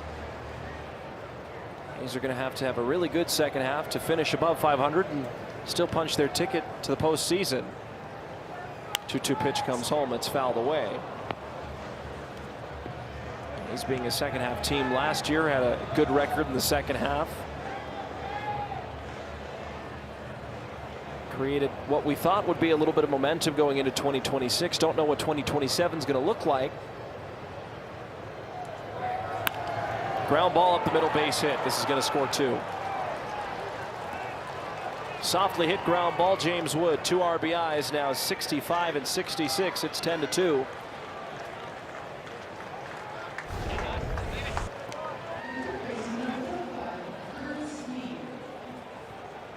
And this ball hard hit, but you can see where Donovan Walton's playing. Runners on second and third, in on the grass. There's a runner on first. That probably looks a little different.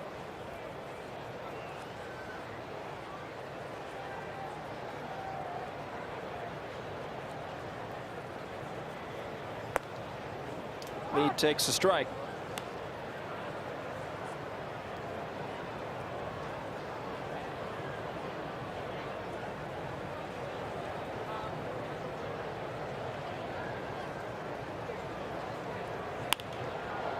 That's hit in the air. to left center. Bolte can't find it. It's going to drop. And it's going to go even further than expected. Meted to second base. And things have spiraled a bit.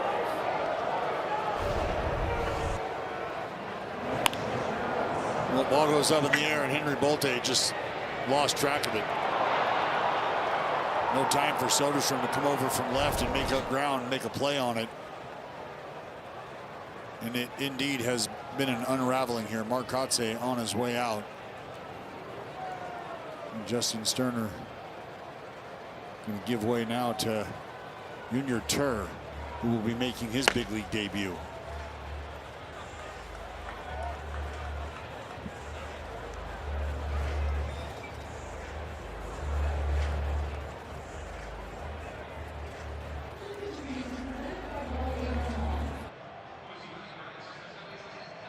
Authority of the Athletics and may not be reproduced or retransmitted in any form, and the accounts and descriptions of this game may not be disseminated without the express written consent of the Athletics.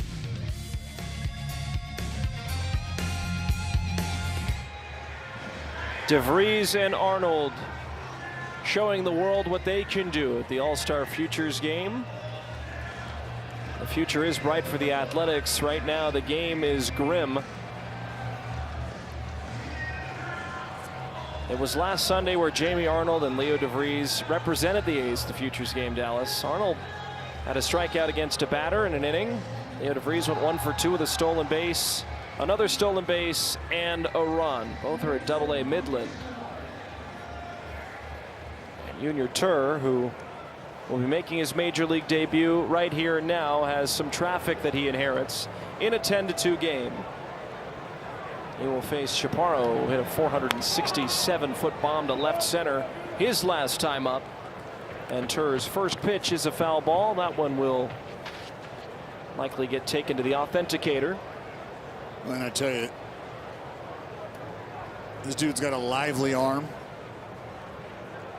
I got to see it up close and personal this spring, which was a lot of fun. That's lined into center field. That will score 2 more. And Bolte misplays it in center. Chaparro to second base, and he will stop there.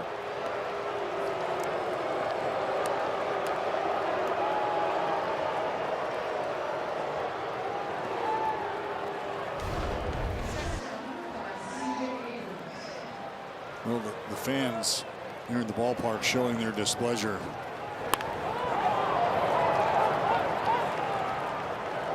Ball just pops up on Bolte, unable to field it cleanly, hits right off the glove. He can't find it by the time he does. Soderstrom once again over there to back up. Up comes Abrams against Tur. So a single E8. Well, Dallas, I did a little bit of math right now. The last 14 games played at this ballpark, 8 of them have been where the opponents have scored 9 runs or more against the A's. Only 1 of them was an A's victory. Now Abrams, a deep drive to center. Bolte can't make that play. It's off the base of the wall. Chaparro will score. And Abrams trades places. Bolte's having a tough time out there tonight. He sure is. And look, it's a tough sky to contend with and all that, but right now, I mean, we've seen multiple fly balls that have gotten away from Bolte. We've seen a ground ball out there that has not been able to be fielded cleanly.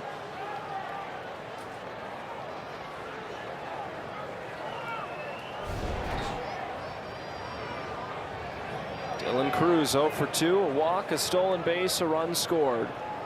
Abrams at second base. 13-2 the score.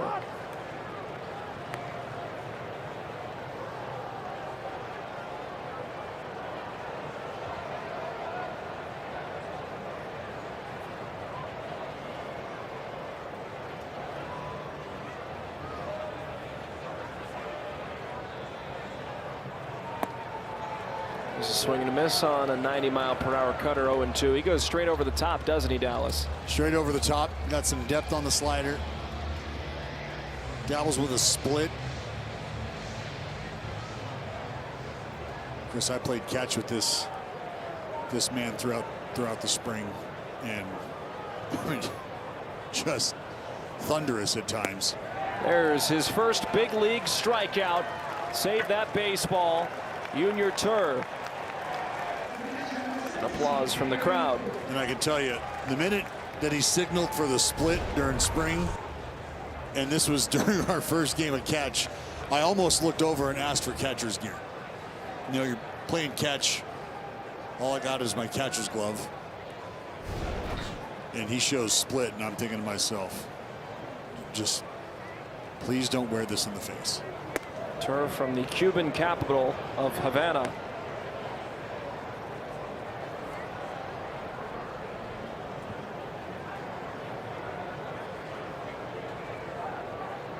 Harry Ford hit his first career home run an inning ago in the 4-run fifth. Nationals have added 5 more.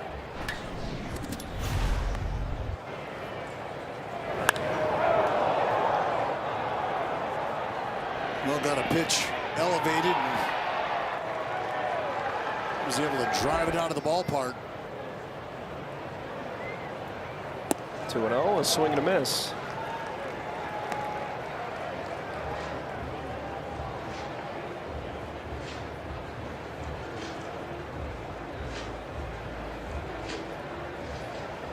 Still have 2 outs to try and get.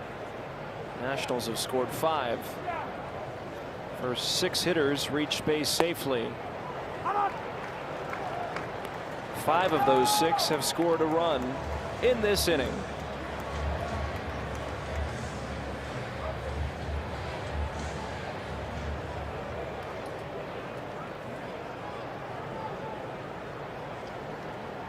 Two balls and 2 strikes.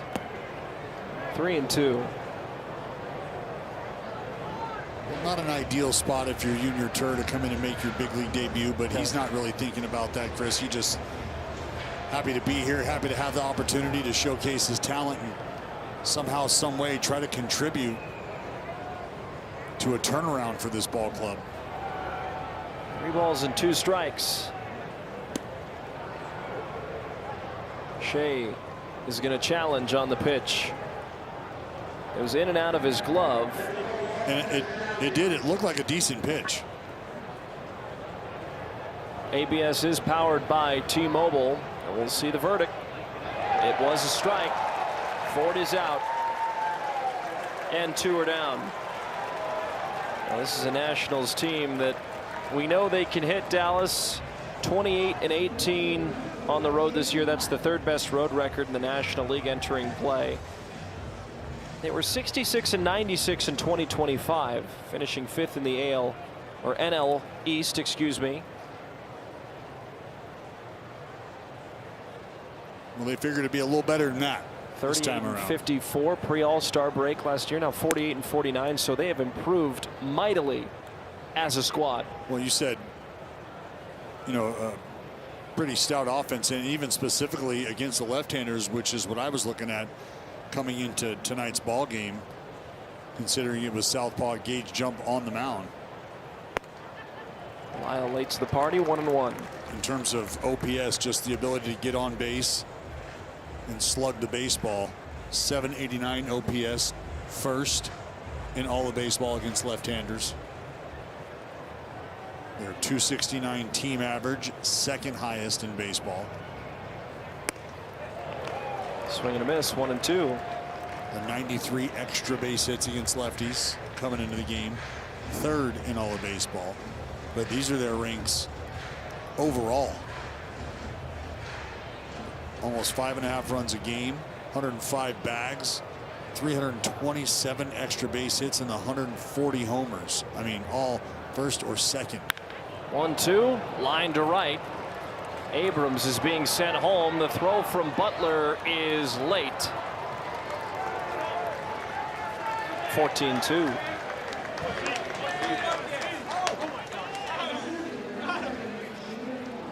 Ford having himself a nice ball game. Now 2 for 3 with a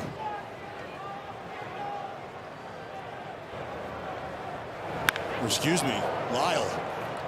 Apologize. Lyle with a stake. It'll bring out Dan Hubbs.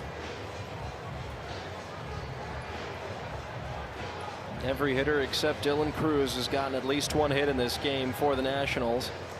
Yeah, this lineup is moving, that's for sure. Every hitter except Dalen Lyle has scored at least one run.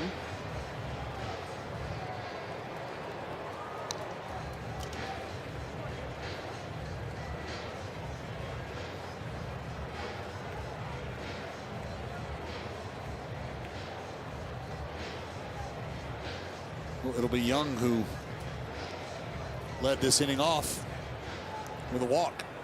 He's walked twice, has an RBI double, scored twice. 6 runs, 6 for the Nationals. Scored 3 in the third, 1 in the fourth, 4 in the fifth, and 6 in the sixth.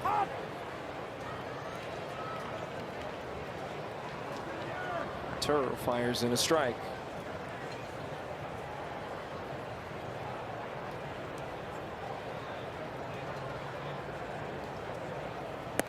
Jacob Young, a similar player to Henry Bolte in terms of speed and athleticism in the outfield. Henry probably has a little bit more power than Young. Jacob Young can play a really good defensive center field. Bolte is still learning the position out there, having a tough inning defensively. The 0-2 pitch popped up, shallow center. Who's going to get it? Butler coming in. He will make the catch in front of Bolte. 10 batters come up. Nationals score 6 and lead by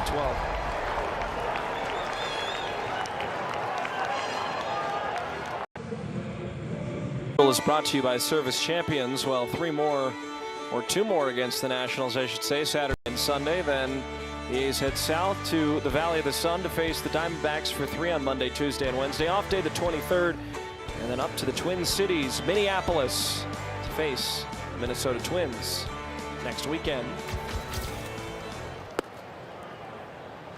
So the score, 14-2. A's down by 12, top of the order, up for a 3rd time against Cade Cavalli. Well, Chris, it's now 4 times this month that the A's have yielded 6 runs or more in an inning.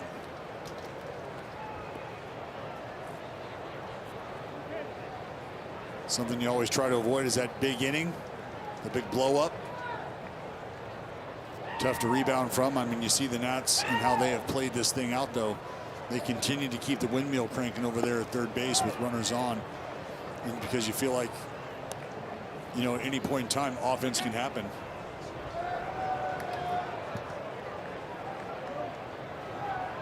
Well, 6-run inning is a big blow-up inning, Dallas. We've seen a few 3-run, 4-run innings as well during this really tough stretch as Cortez swings and misses.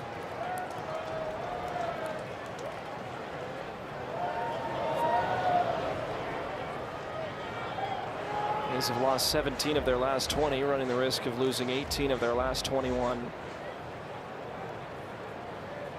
Virtually identical stretch to the dastardly month of May last season. And it was that stretch last month or last year, excuse me, in the month of May that turned even what was an optimistic outlook on maybe a team being a bit of an early arrival into focusing now on trying to, as they did last year, develop some of the young core.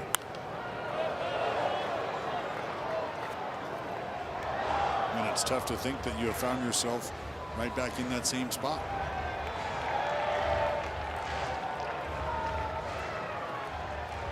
Cortez 1 for 2, a single and a ground ball out to second.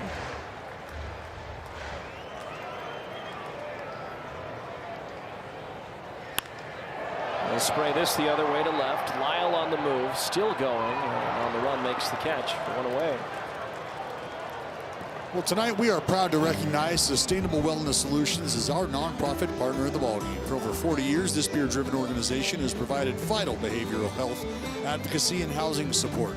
Through shared lived experiences, they empower individuals to navigate recovery and build lasting connections. To learn more about their wellness and recovery programs, you can visit your WSW.org.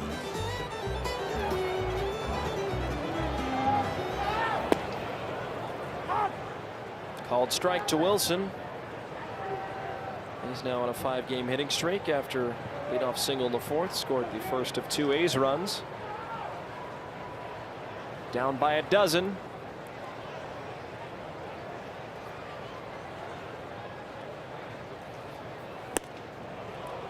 Swings and misses at a high fastball, 0-2.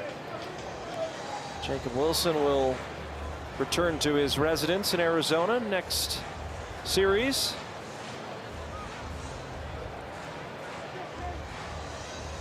Looking forward to the desert. You gonna have some visitors like you did your rookie year out there? I will not. Huh. Well, maybe. Some friends out there. 0-2 pitch. Defensive swing popped into the seats. I think I'd be willing to bet that we all have a friend or acquaintance in some way or another in Arizona, especially considering the amount of time that we spend there. I do, and he runs a pizza parlor. Pizza place, I should say. Will you be hitting it up is the question. Probably. Are you asking for an invite? Yeah, can I go? Called strike 3. Wilson is going to challenge here. He ain't going to like it. That looked like a good pitch to me. No matter how you slice it, this is a strike. ABS powered by T-Mobile. Yep. The Athletics are out of challenges. Challenges gone for the A's. Well, this powerful performance is brought to you by Xfinity. Right now, it's that Tyler Soderstrom 2-run blast back in the 4th. 15th on the year for the left fielder. Good feeling off the bat for Sodi, no doubt.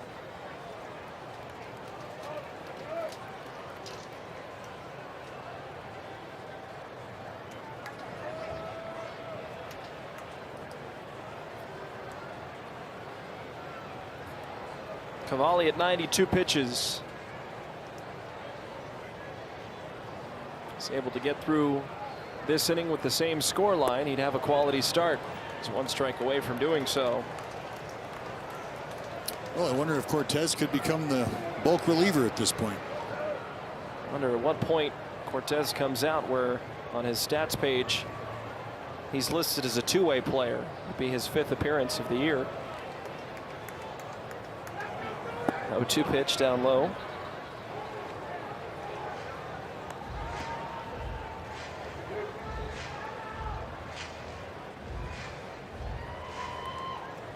Cavalli set to deliver pitch number 95. Fine outing for the right-hander. Would be his 9th quality start of the year. 1-2 pitch.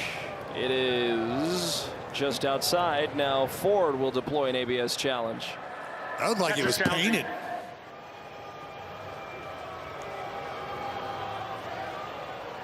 Yep. Indeed it was. Washington has 1 remaining. Cavalli through 6. Nats up 12.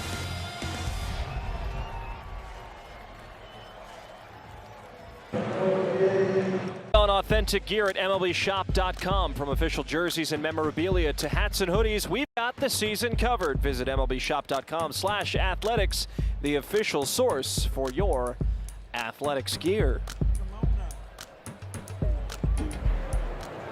Well, 14-2 the score, top of the 7th inning. Chris Carey, Dallas Braden. Cade Cavalli, another quality start. 6 innings, 4 hits, 2 runs, both of them earned with no walks and 9 strikeouts. And it's Nunez, the number 9 hitter, to come up again, facing Tur, who has 2 strikeouts in his big league debut. May see a little bit more out of Junior Tur. We're talking about a lot of big innings the A's have surrendered this year. Talking about the 6-run inning, they've allowed 4 this month, I believe is what you said, Dallas. Yep. But the number that really stuck out to me is it seems like there's been a lot of 4-run innings, and the great Dave Feldman was able to do a little bit of research. And the A's have had 34 4-run innings on the defensive side. That is by far the most in baseball. Yeah. And it doesn't get any easier when you consider the 6-run inning statistic that David Feldman looked up for us. Yeah, Chris, there's been 10 of those. 10. 6 or more run innings for the Athletics this year. And the next closest teams. Nunez lines that the other way, a base hit. He may try to stretch this. Soderstrom got to it quickly, though. He'll settle for the long single. The next closest teams with 7, and that's the Rockies, the Angels, the Padres, and the Tampa Bay Rays.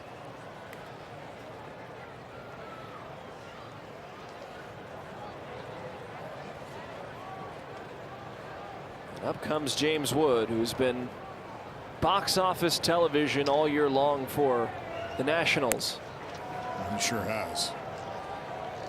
And I mean, I think you can say the same for he and C.J. Abrams, but James Wood, only player in baseball in the 25 homer, 15 plus stolen base club this season.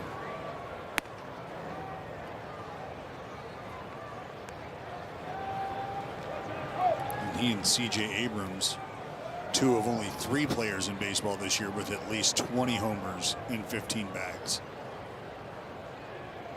2-0. He's a threat to swing, but nothing to swing at. There it is. James Wood with almost 30 homers, 15 stolen bases. C.J. Abrams, a Nat sandwich of Pete Crow Armstrong. 3-0 pitch, called strike. At what point for the Nationals does James Wood really cement himself as a possible top 3 MVP candidate? Is it now? And the numbers he's putting up are absurd. What more does he have to do this year to possibly even win it? Well, I think, again, contending with what Ohtani's doing, right? And the fellow that he's just ahead of there on that list, and Pete Crow Armstrong. But I don't think it's absurd to consider James Wood well within that conversation. 3-2 pitch. Doesn't go. You know, even in a ball game like this with the score looking the way it does right now, James Wood still patient at the plate.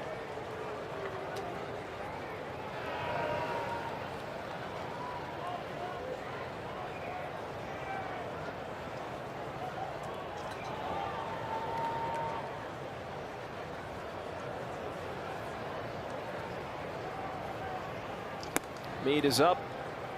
He's 3 for 4. He's doubled twice. Scored 3 runs.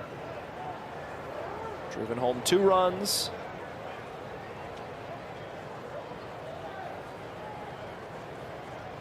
Yeah, what do we say at this point, Lyle? The only national player to not score? Yep.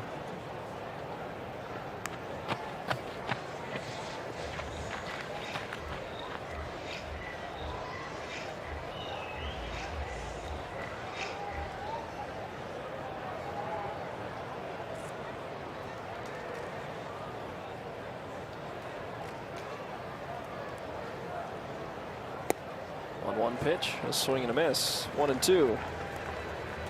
Now you're an avid honey collector. Yeah. Oh. You ever tried to make mead before? See where you're going with that. You know, Chris, publicly I'm supposed to tell you no, because that would be against the law. 1-2 pitch. Meade laces that to left. That's going to drop and hit off the wall. Nunez comes home to score. Wood to second. And Meade has another double. And it's been a night as sweet as honey for Meade. No doubt. Meade says, give me a double for the 3rd time. Split up. And this ball driven. Just a one hop of that left field wall. Sodi with the bare hand on the carom, but Curtis Mead, have yourself a ball game. Andres Chaparro is up, also 3 for 4. He has 5 RBIs and 2 runs scored.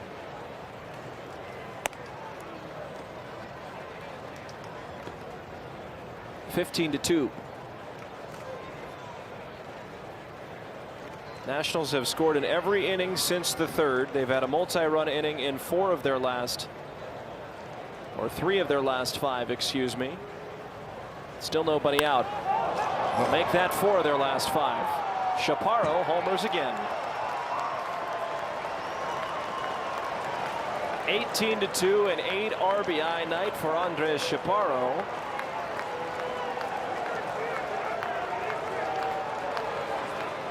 And it is a 16-run advantage for the hard-hitting Nationals. Wow.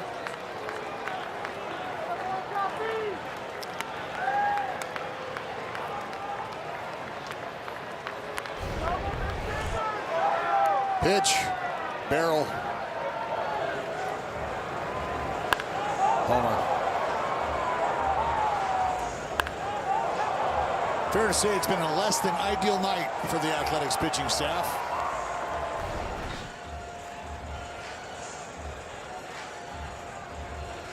But a man who I talked about putting on an absolute display during batting practice has carried it right on over into the ball game.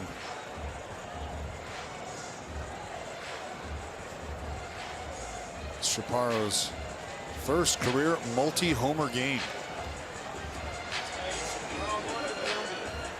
Brady Basso, who was elevated from AAA Las Vegas, is warming up in the bullpen. Dan Hubbs will make his slow walk back to the dugout.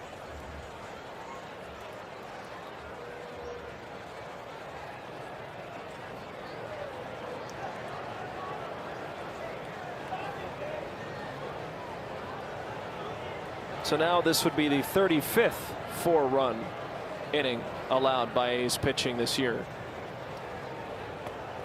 Abrams, a half-hearted swing on a splitter, 0-1.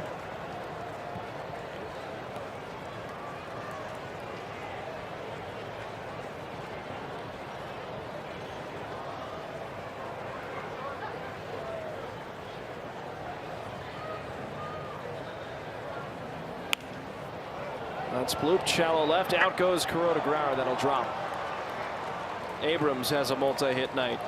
All right, so Chris, if you were a wrestler, would you be a mask guy?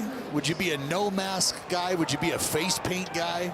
Would you be like just the shorts guy? Would you be like a singlet guy? Like what? Like no one needs to see me in a singlet. No, you are. You ain't lying. But let's just. I think I would probably not wear a mask. Well, do you think I should wear a mask? Like, no, like a lucha mask? Yeah, like I think I'd be a lucha guy. How would you work the beard into that? Would you have a cutoff at the bottom? Yes, I mean the beard would be it would play a prominent role in the character, I think. Yes. Have to. Yeah. Nice. Yeah, I think that I would probably wear the normal wrestling gear. Are love handles allowed in the ring? Oh yeah. Bouncing ball to third, Kuroda Grauer on to second. They'll get the lead runner, safely reaching is Cruz. They get the first out of the inning.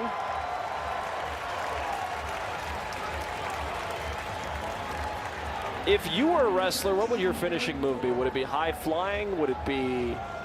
Yeah, it would be high flying. It would be. Yes. Okay. Yeah, and honestly, just for completely selfish reasons. Could you imagine the poster, like the snapshot? Again, I had Superfly shot up on my wall. I had a Jimmy Snuka poster.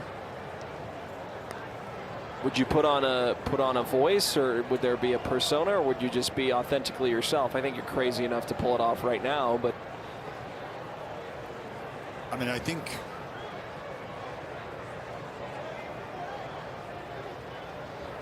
I don't know. I think you probably got to go with some sort of shtick, right? In the lights, Bolte, he's got it 2 away. Well, I personally have taken a chop from the great Milwaukee Mauler. You have. Indeed, you have. I would seek training from him. I think what is the minimum requirement? I can bench press 155 pounds one time. Don't think that's going to cut it.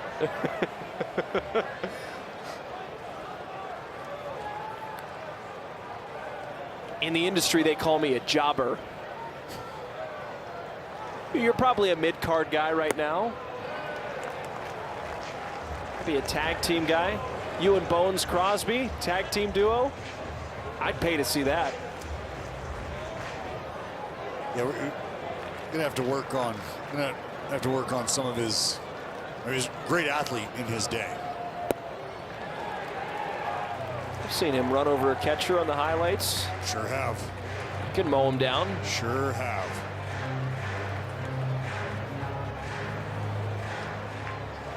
Yeah, but I think, you know, I'm looking to capture the attention with a dynamic entrance. I want to foil big matches. I want to come out from underneath the ring. Hit people with chairs. Yeah, I want the music to drop and they just know like bad things are not to happen. That's very interesting to me. 1-2. Lyle hits it in the air to center. Another chance for Bolte. And he's got it.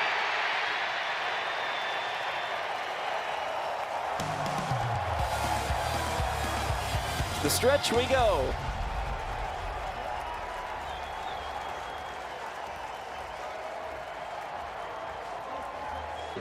26 All-Star right here in West Sac. You can lock in your seats to catch your very own Shea Langoliers bobblehead. That's when the Texas Rangers come to town. Saturday, August 15th. This exclusive Bangoliers bobblehead is for early arriving fans. And remember, only while supplies last. So you got to get to the park early to secure your piece of the All-Star season. Don't miss out. Grab your tickets today at athletics.com/promotions. There's our All-Star Game MVP, Shea Langoliers.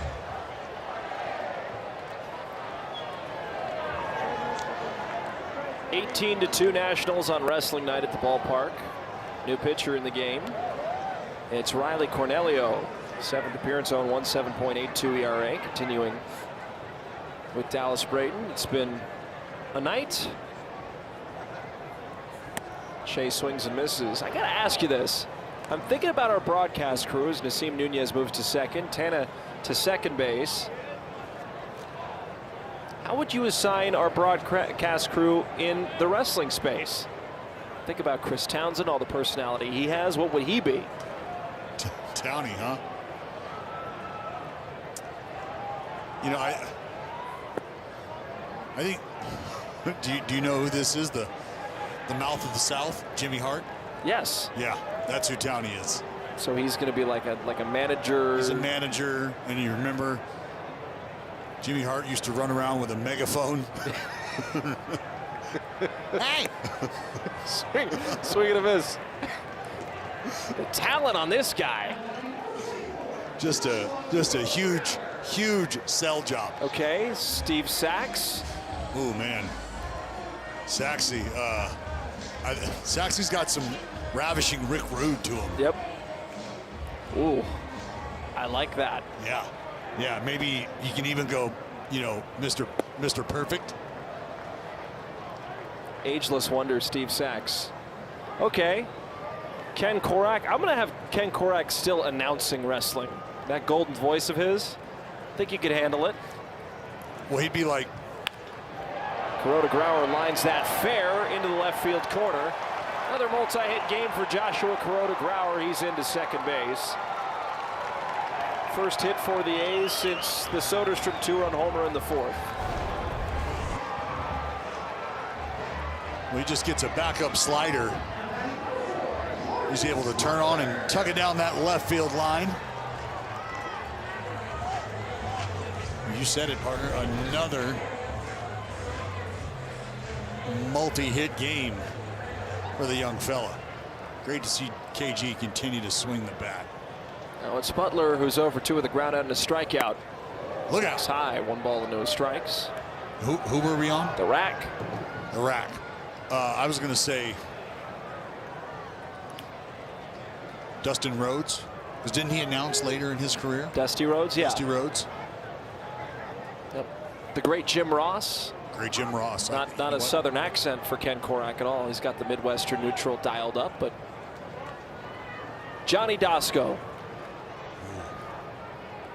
I think Doski's got some, and this is old school. I think Doski's got some hacksaw Jim Duggan in him. Just the excitable kind of character. How graceful are his movements in the ring, though? Ooh, you know, that could be Big Show-esque. That could be a problem. Moves like Andre the Giant. Yeah, he may be you know, the Giant Gonzalez type. Where not high flying. I'll tell you what, Jenny Kavnar would dominate the women's division. I know how she gets after it in the gym. Speaking of Jenny, happy birthday. Happy belated, right? It was yesterday? Correct. Yesterday. Jenny, we love you. We miss you. We know you would kick butt in the ring. You know, Jenny, the fabulous Moolah. You don't even know who that is. No, I don't. Yep, look it up. Just a brawler. No, it should be like Bailey in the current women's division, WWE. Yeah, well, I'm thinking, you know, I'm going old school. That's fine. Yeah. Pioneer, Chris. You see? It's layered. 2-2 pitch, fouled away. Butler may have broken his bat. One didn't feel good on his hands. Oh, you can see the reverb.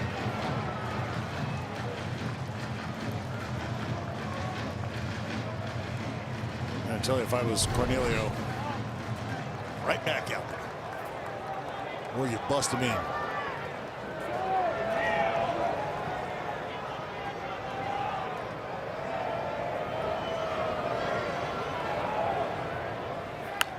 Yep, he worked him in, and it was fouled away. Well, you just want to see if he can get the hands going. I'll tell you, Johnny may not crush it in the ring, but he does crush a good breakfast. He hasn't met a breakfast he doesn't like.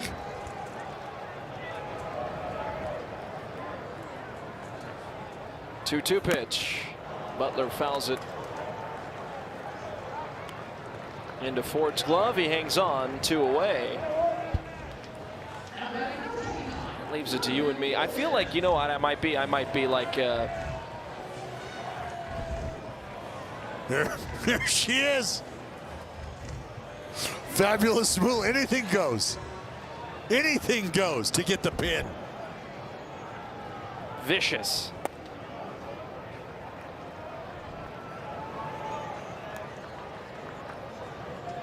Yeah, I feel like you want to step up and get the 1, 2, 3, Chris. You gotta be willing to commit. Oh yeah. Wow. Isn't that what he sounded like? Oh yeah. Easy. Yours is better. I talk about it all the time. 1 ball and 1 strike. You got some title in your right arm. It's who've we worked through? I think Dallaire. Oh, Dallaire would be the guy, like, he's there because he's for me, that's the $1 million man, Ted DiBiase. Dallaire? Yes. Hey, I'll tell you what. Dallaire came to my event, sat through more than 1 match. I know he isn't a huge wrestling fan. Sat through it and was engaged and into it, and then he became the guy that was like the life of the party. It was awesome. He has the ability to do that. There were a few valets there that he had some good ones.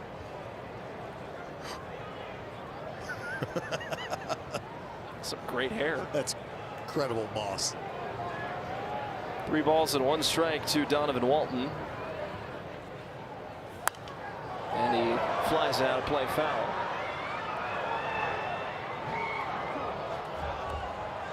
I think Dallaire would be just a guy that would be in the audience, enjoying a beverage, listening to the music, just hanging out, man.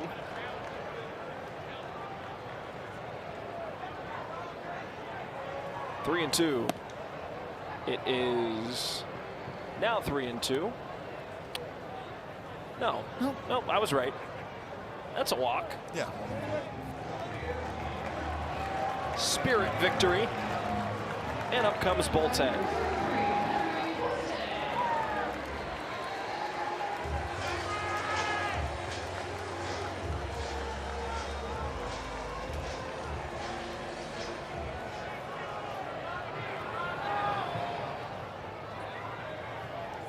First pitch is high.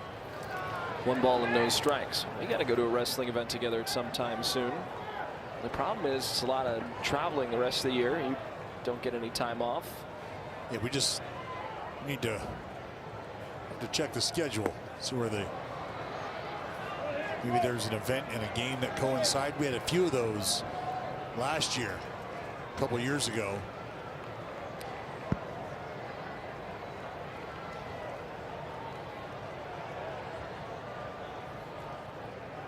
One pitch, rip and miss, 1-2.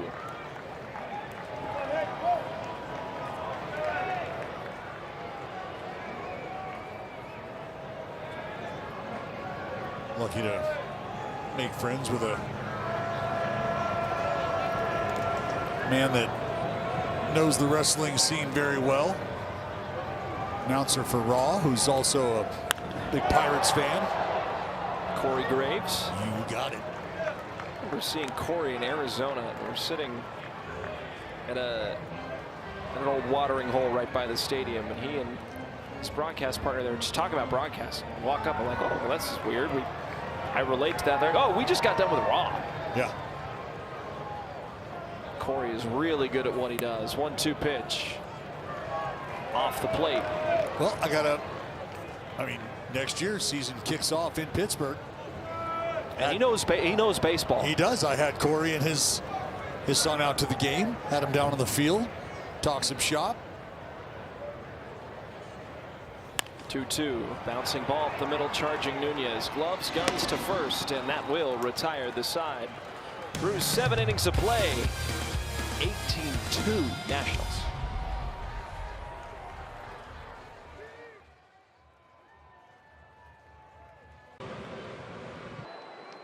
A's Baseball is brought to you by Ram Trucks. Nothing stops Ram. True baseball fans need Wi-Fi that's so reliable it never gets caught looking. Xfinity Internet keeps you in the game at one price for 5 years and allows you to get online in minutes with same-day Wi-Fi. Xfinity. Imagine that. Ziggurat building is lit up. And there's a drive to center field. Bolte on his horse, still going, and at the wall makes a fine catch for the first out. Brady Basso's in the game. And the first pitch from Basso. Went out to right center, and Bolte doing a nice job of being able to track it down.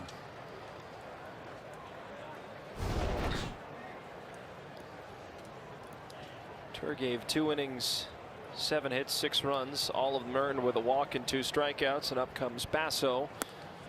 A few defensive changes as well. Left Colby Thomas. Basso in his 4th or 5th game, 5th appearance. Winds up the pitch, 1-1. So Thomas is in left, and Alika Williams checks in at short. Nasim Nunez 3 for 4 as well with 3 runs scored and a stolen base. Late on the cutter.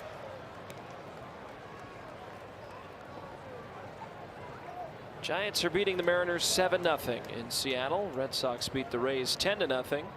Dodgers edged the Yankees 2-1. 1-2 pitch called, strike 3. 2 quick outs for Brady Basso, and he'll turn it up to James Wood. Nice pitch by the left-hander. Braves beat the Rangers 15-1 at home. Chris Sale won his 10th game. White Sox won 12-4 against the Blue Jays in Toronto.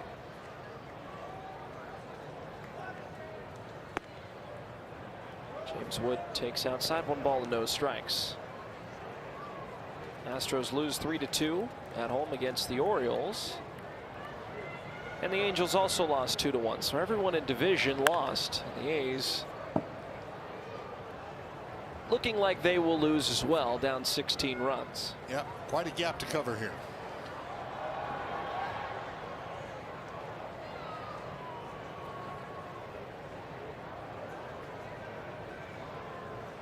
You know, I try to maintain a certain level of optimism, and I think as a player who's been there and understands what it's like to get off to a slow start, get off to a hot start, and have the reverse happen, especially the way the first half ended. You want to be able to go into the second half feeling recharged, feeling good about things. And you know, it's tough to come out and drop your first ball game. It's another to come out and lose it in the fashion that this game has gone right now. But if there are silver linings, or if you can try to glean anything positive from a ball game like this, you know, we always say at times it's the big blowouts that are maybe that much easier to digest because the game has been over, it feels like, for a while, and you just kind of flush it and you move on and hey, we'll get them tomorrow. I mean, I think the unfortunate part is this team has felt the effect and they felt the impact of losing games in this fashion, where you have multiple guys trying to cover multiple innings, pitch counts put the manager in a spot where there's a limited amount of arms that are available over the next couple days. 3-2. Wood strikes out for a 4th time. 1-2-3 inning for Basso, though. 2 strikeouts. The bottom of the 8th. We go.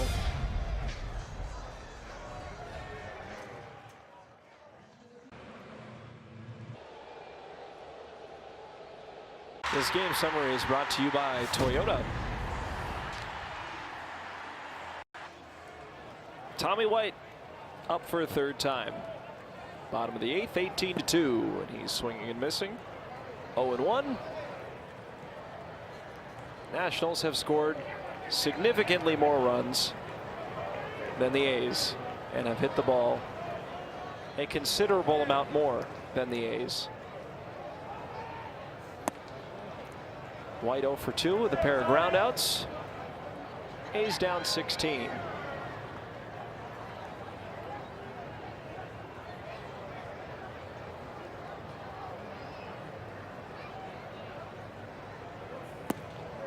Out in front of a slider. 1-2. Well, if we can pull the positives here, Dallas, this is a night that Tommy White will never forget. A big league debut, regardless of the scoreline. Love to see him get his first big league hit here and now. 1-2 pitch. Pops it out of play. Foul.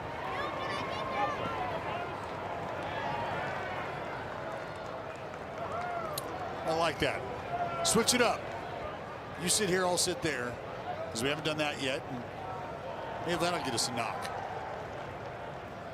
And what I love about it is, regardless of what the scoreboard looks like, hanging on every single pitch.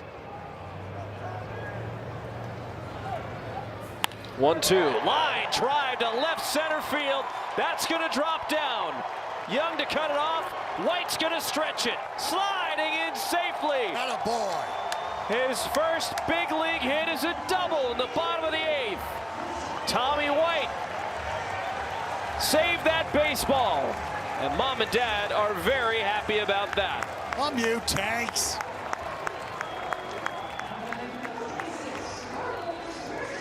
Go to work, kid. And I think they can breathe, take a sigh of relief. 2-strike hit for Tommy White. And Cortez comes up for a 4th time. He's 1 for 3. Well, you got to believe we're gonna see that same seating arrangement tomorrow.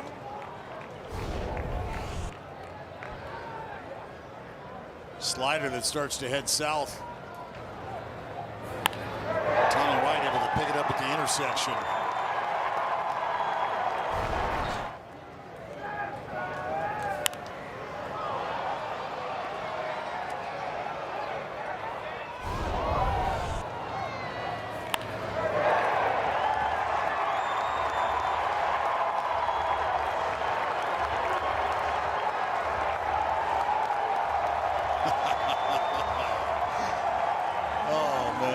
shot. What a shot. Just beaming with pride, as they should be.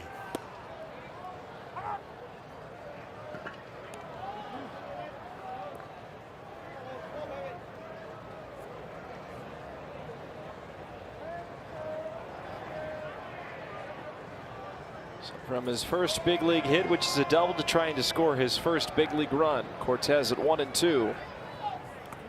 That's in the dirt. And Harry Ford has been a wall back there defensively. He's enjoyed a nice game.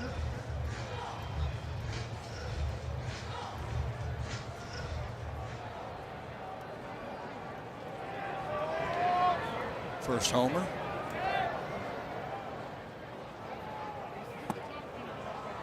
Wave and a miss. Cortez strikes out on the slider. Third strikeout for Cornelio.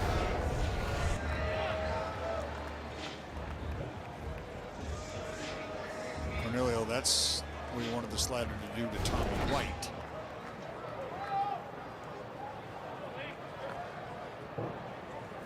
Here's Alika. Jacob Wilson finished the day 1 for 3, did score a run. Extended his hitting streak to 5 games. White on second. Pitch to Williams is fouled back, 0-2.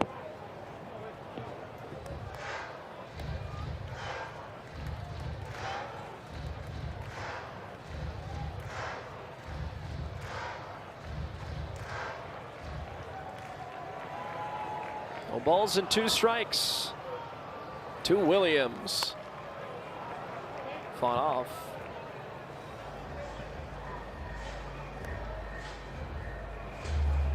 Arcatse was asked about the phenom shortstop Leo DeVries, and there's belief it's only a matter of time until he gets promoted to AAA Las Vegas. This season he's put up a AA Midland.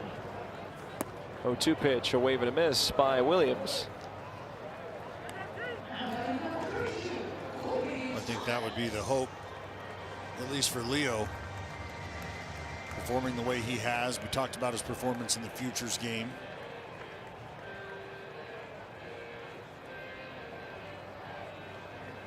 Finish up the year with some seasoning at the AAA level.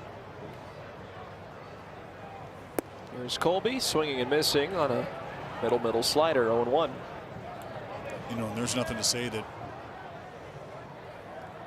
Leo doesn't come into camp next year, play his way onto the roster. I think if he finishes strong in AAA,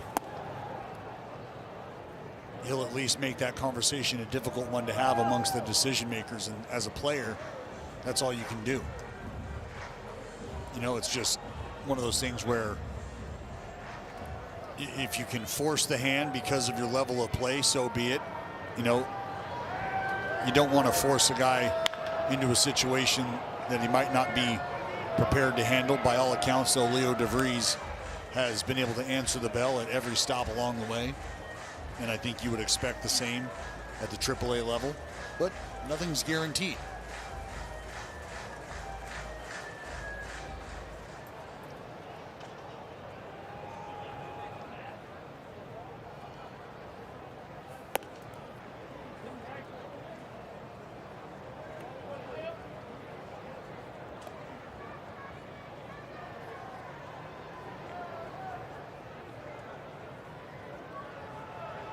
One ball and 2 strikes to Colby Thomas. And Cornelio's pitch off the plate. And White doesn't advance as it got away from Ford.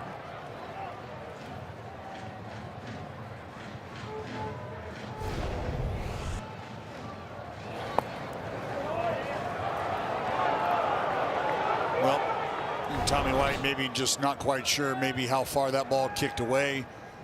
Maybe not wanting to be the last out at third base, understanding his run doesn't necessarily mean much. And I can understand for a young player who's watched his big league debut unfold the way that this ball game has, maybe a little hesitant to take the bat out of a teammate's hand in a scenario that they're in right now. And I think he'll look back at the video and maybe say to himself, yeah, I probably could have had that. 3-2 payoff, a swing and a miss. Thomas strikes out. Cornelio strikes out the side. Tommy White doubles, though. Let's go to the 9th.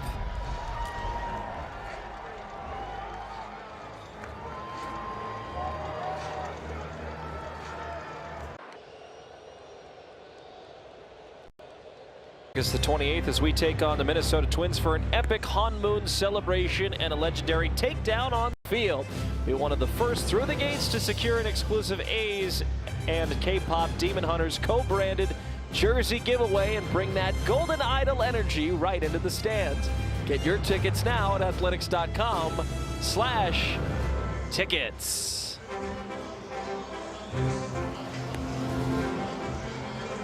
There he is. Carlos Cortez. He's going up onto the mound. It is his moment. In an 18-2 game. He'll face Meade, Chaparro, and Abrams. Fly ball to right. One pitch and one out. There we go. Time now for your Ford play of the day, brought to you by your California Ford dealers. Andres Chaparro, 4 for 5, a couple of homers, first multi-homer game in his career. 8 runs driven in, scored 3 himself. Quite a ball game.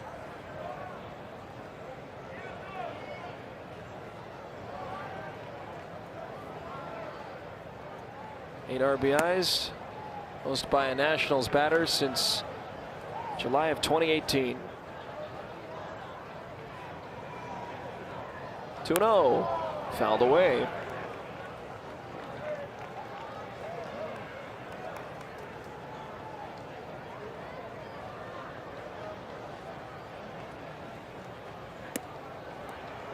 Off the plate, 3 balls and a strike.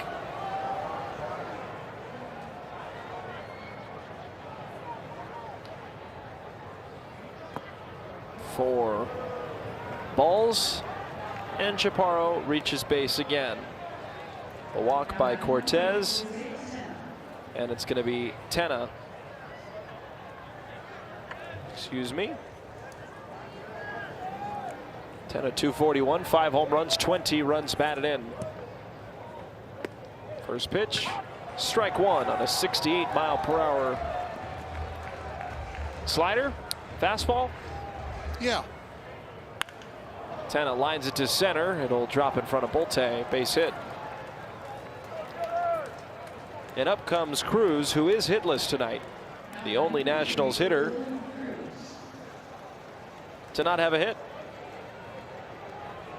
including Tenna, who came off the bench. Quite an offensive display this evening. I think that goes without saying. 18 runs off of 18 hits. Cruz takes down low. It's the Gamecock Cortez against the Tiger Cruz.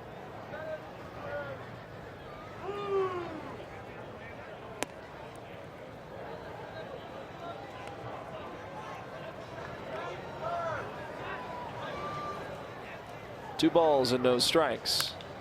Cruz flies it to deep center. Bolte going back, feeling for the wall, leaping at the wall. It's off the top of the wall. Chaparro is sent home. To third goes Tenna, and into second is Cruz. So he does get his hit, and now every National to come up to the plate has at least one hit. Ball hit high into the night sky. Bolte trying to track it. Makes an effort on it. This ball over the glove of Bolte, though, off the wall before he could get to it. Just narrowly missing a homer. Bouncing ball up the middle, through for a hit. That'll make it 20-2. Harry Ford. An RBI single.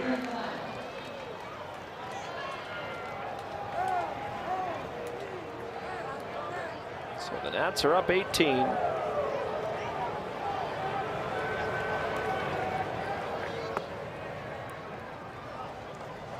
And Dalen Lyle is up He is now the only National to not score in this game. One of 2 Nationals players, Dallas, to not score 2 or more times. Yeah, I think we could go down the list and pick your... High fly ball to center. Bolte going back. Still moving. Still going. Leaps up. And it is gone. Well, now every National has scored a run. 3-run homer for Lyle. 23-2. A 21-run gap. Lyle's 11th of the year.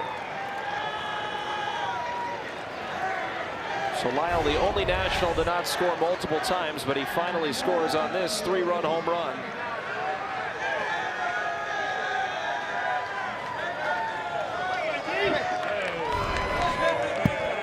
And that's now the 36th 4+ run inning the A's have allowed this season. Young to short, Alika to first. 2 away.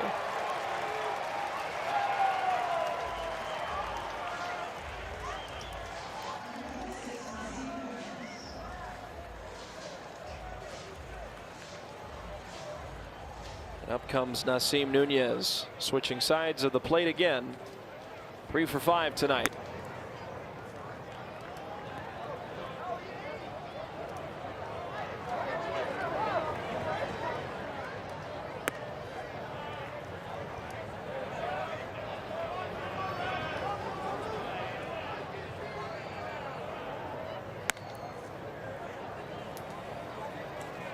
No question, it has been a difficult start here to the second half. Yep. There's a strike. 3-1.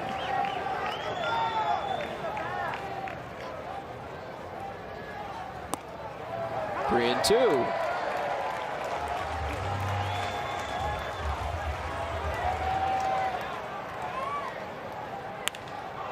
Fly ball left center.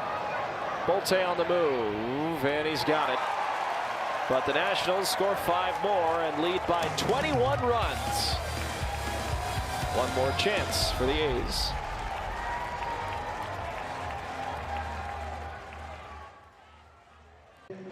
Is brought to you by Toyota. Class-leading MPG and more hybrid models than any other brand. Toyota, let's go places.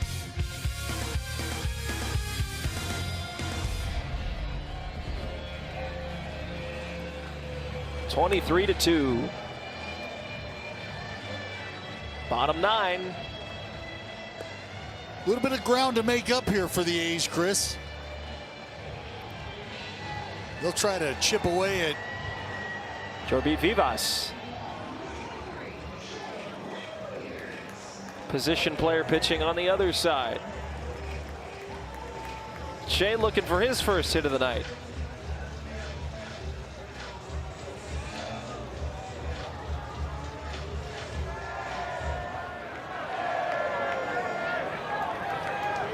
First pitch, swing and a drive, deep to left. It is gone.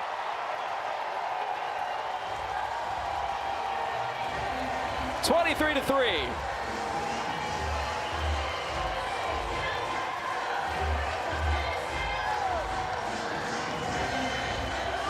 (22nd of the year for Langoliers, his 47th RBI, and the A's trail by 20.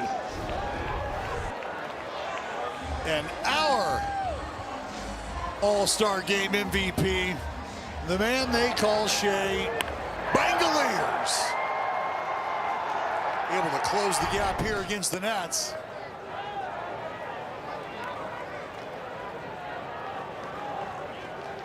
He's still just outside of striking distance. Low to Grauer, fouls it away, and it does go into the seats. You know, Joshua Kuroda Grauer looking for his first career big league home run. Why not? Why not now? Yeah, if I'm KG, call me selfish. I don't know that I'm necessarily looking to just work the ball the other way here. And on the ground, 2 hops to shortstop. Nunez can't corral it. Now the A's have a base runner. Well, you know what I like to say, Chris. A chip and a chair. And that's what you have right now. Nunez not able to handle it. Now Lawrence fouls it away.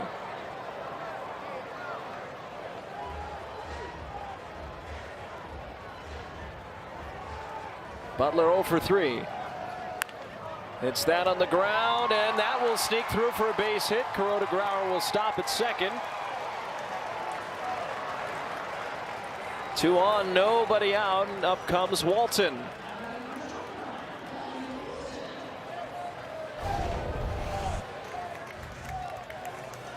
Well, Butler gets a rainbow. Just tops it through the right side. Now this could be 2. And it will be 2. 6-3 on the double play. Kuroda Grauer moves up 90 feet, and up comes Bolte. If Bolte is able to reach, then Tommy White could have a chance with a position player on. Bolte 0 for 3. A swing and fly that into right. That's dropping down, and it drops fair. It's stuck in the fence, so it's going to be a ground rule double for Henry Bolte, and Tommy White will see action in the bottom of the 9th. RBI double, now 23-4.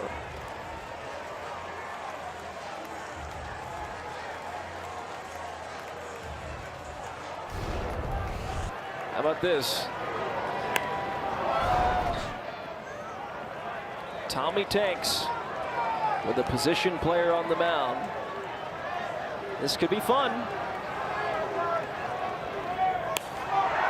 Fly ball to right. This should do it, and it will. The Nationals win 23-4. A's have lost 10 games in a row, Dallas. And the second half doesn't start off the way that the A's wanted. And Chris, just to kind of put the ball game in perspective, Gage Jump, though he did have 8 strikeouts to his credit, not able to complete 4 innings of work, and that has been a narrative for this starting rotation here as of late. Just an inability to get through meaningful innings, to create any sort of longevity in their outings, and that has chipped away at the bullpen. That's where we see the turnover, and unfortunately for the Athletics, that story has continued here to start the second half. I think from an offensive perspective, they ran into Cade Cavalli, who threw the ball outstanding. I mean, 6 innings, just 4 hits. He scattered a couple runs, but 9 strikeouts to his credit. And their offense, Chris, I know things got out of hand there at the end as well, but the entire ball game, they stepped up in big spots. 13 for 17 with runners in scoring position tonight for the Nationals. Probables for tomorrow: Zach Littell against JT Ginn. JT looking to get back on the horse, his first start of the second half. So that's it from us. Stay tuned.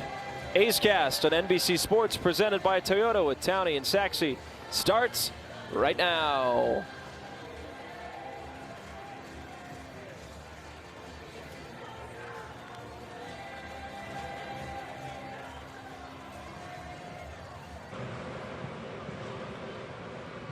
White was first in the league.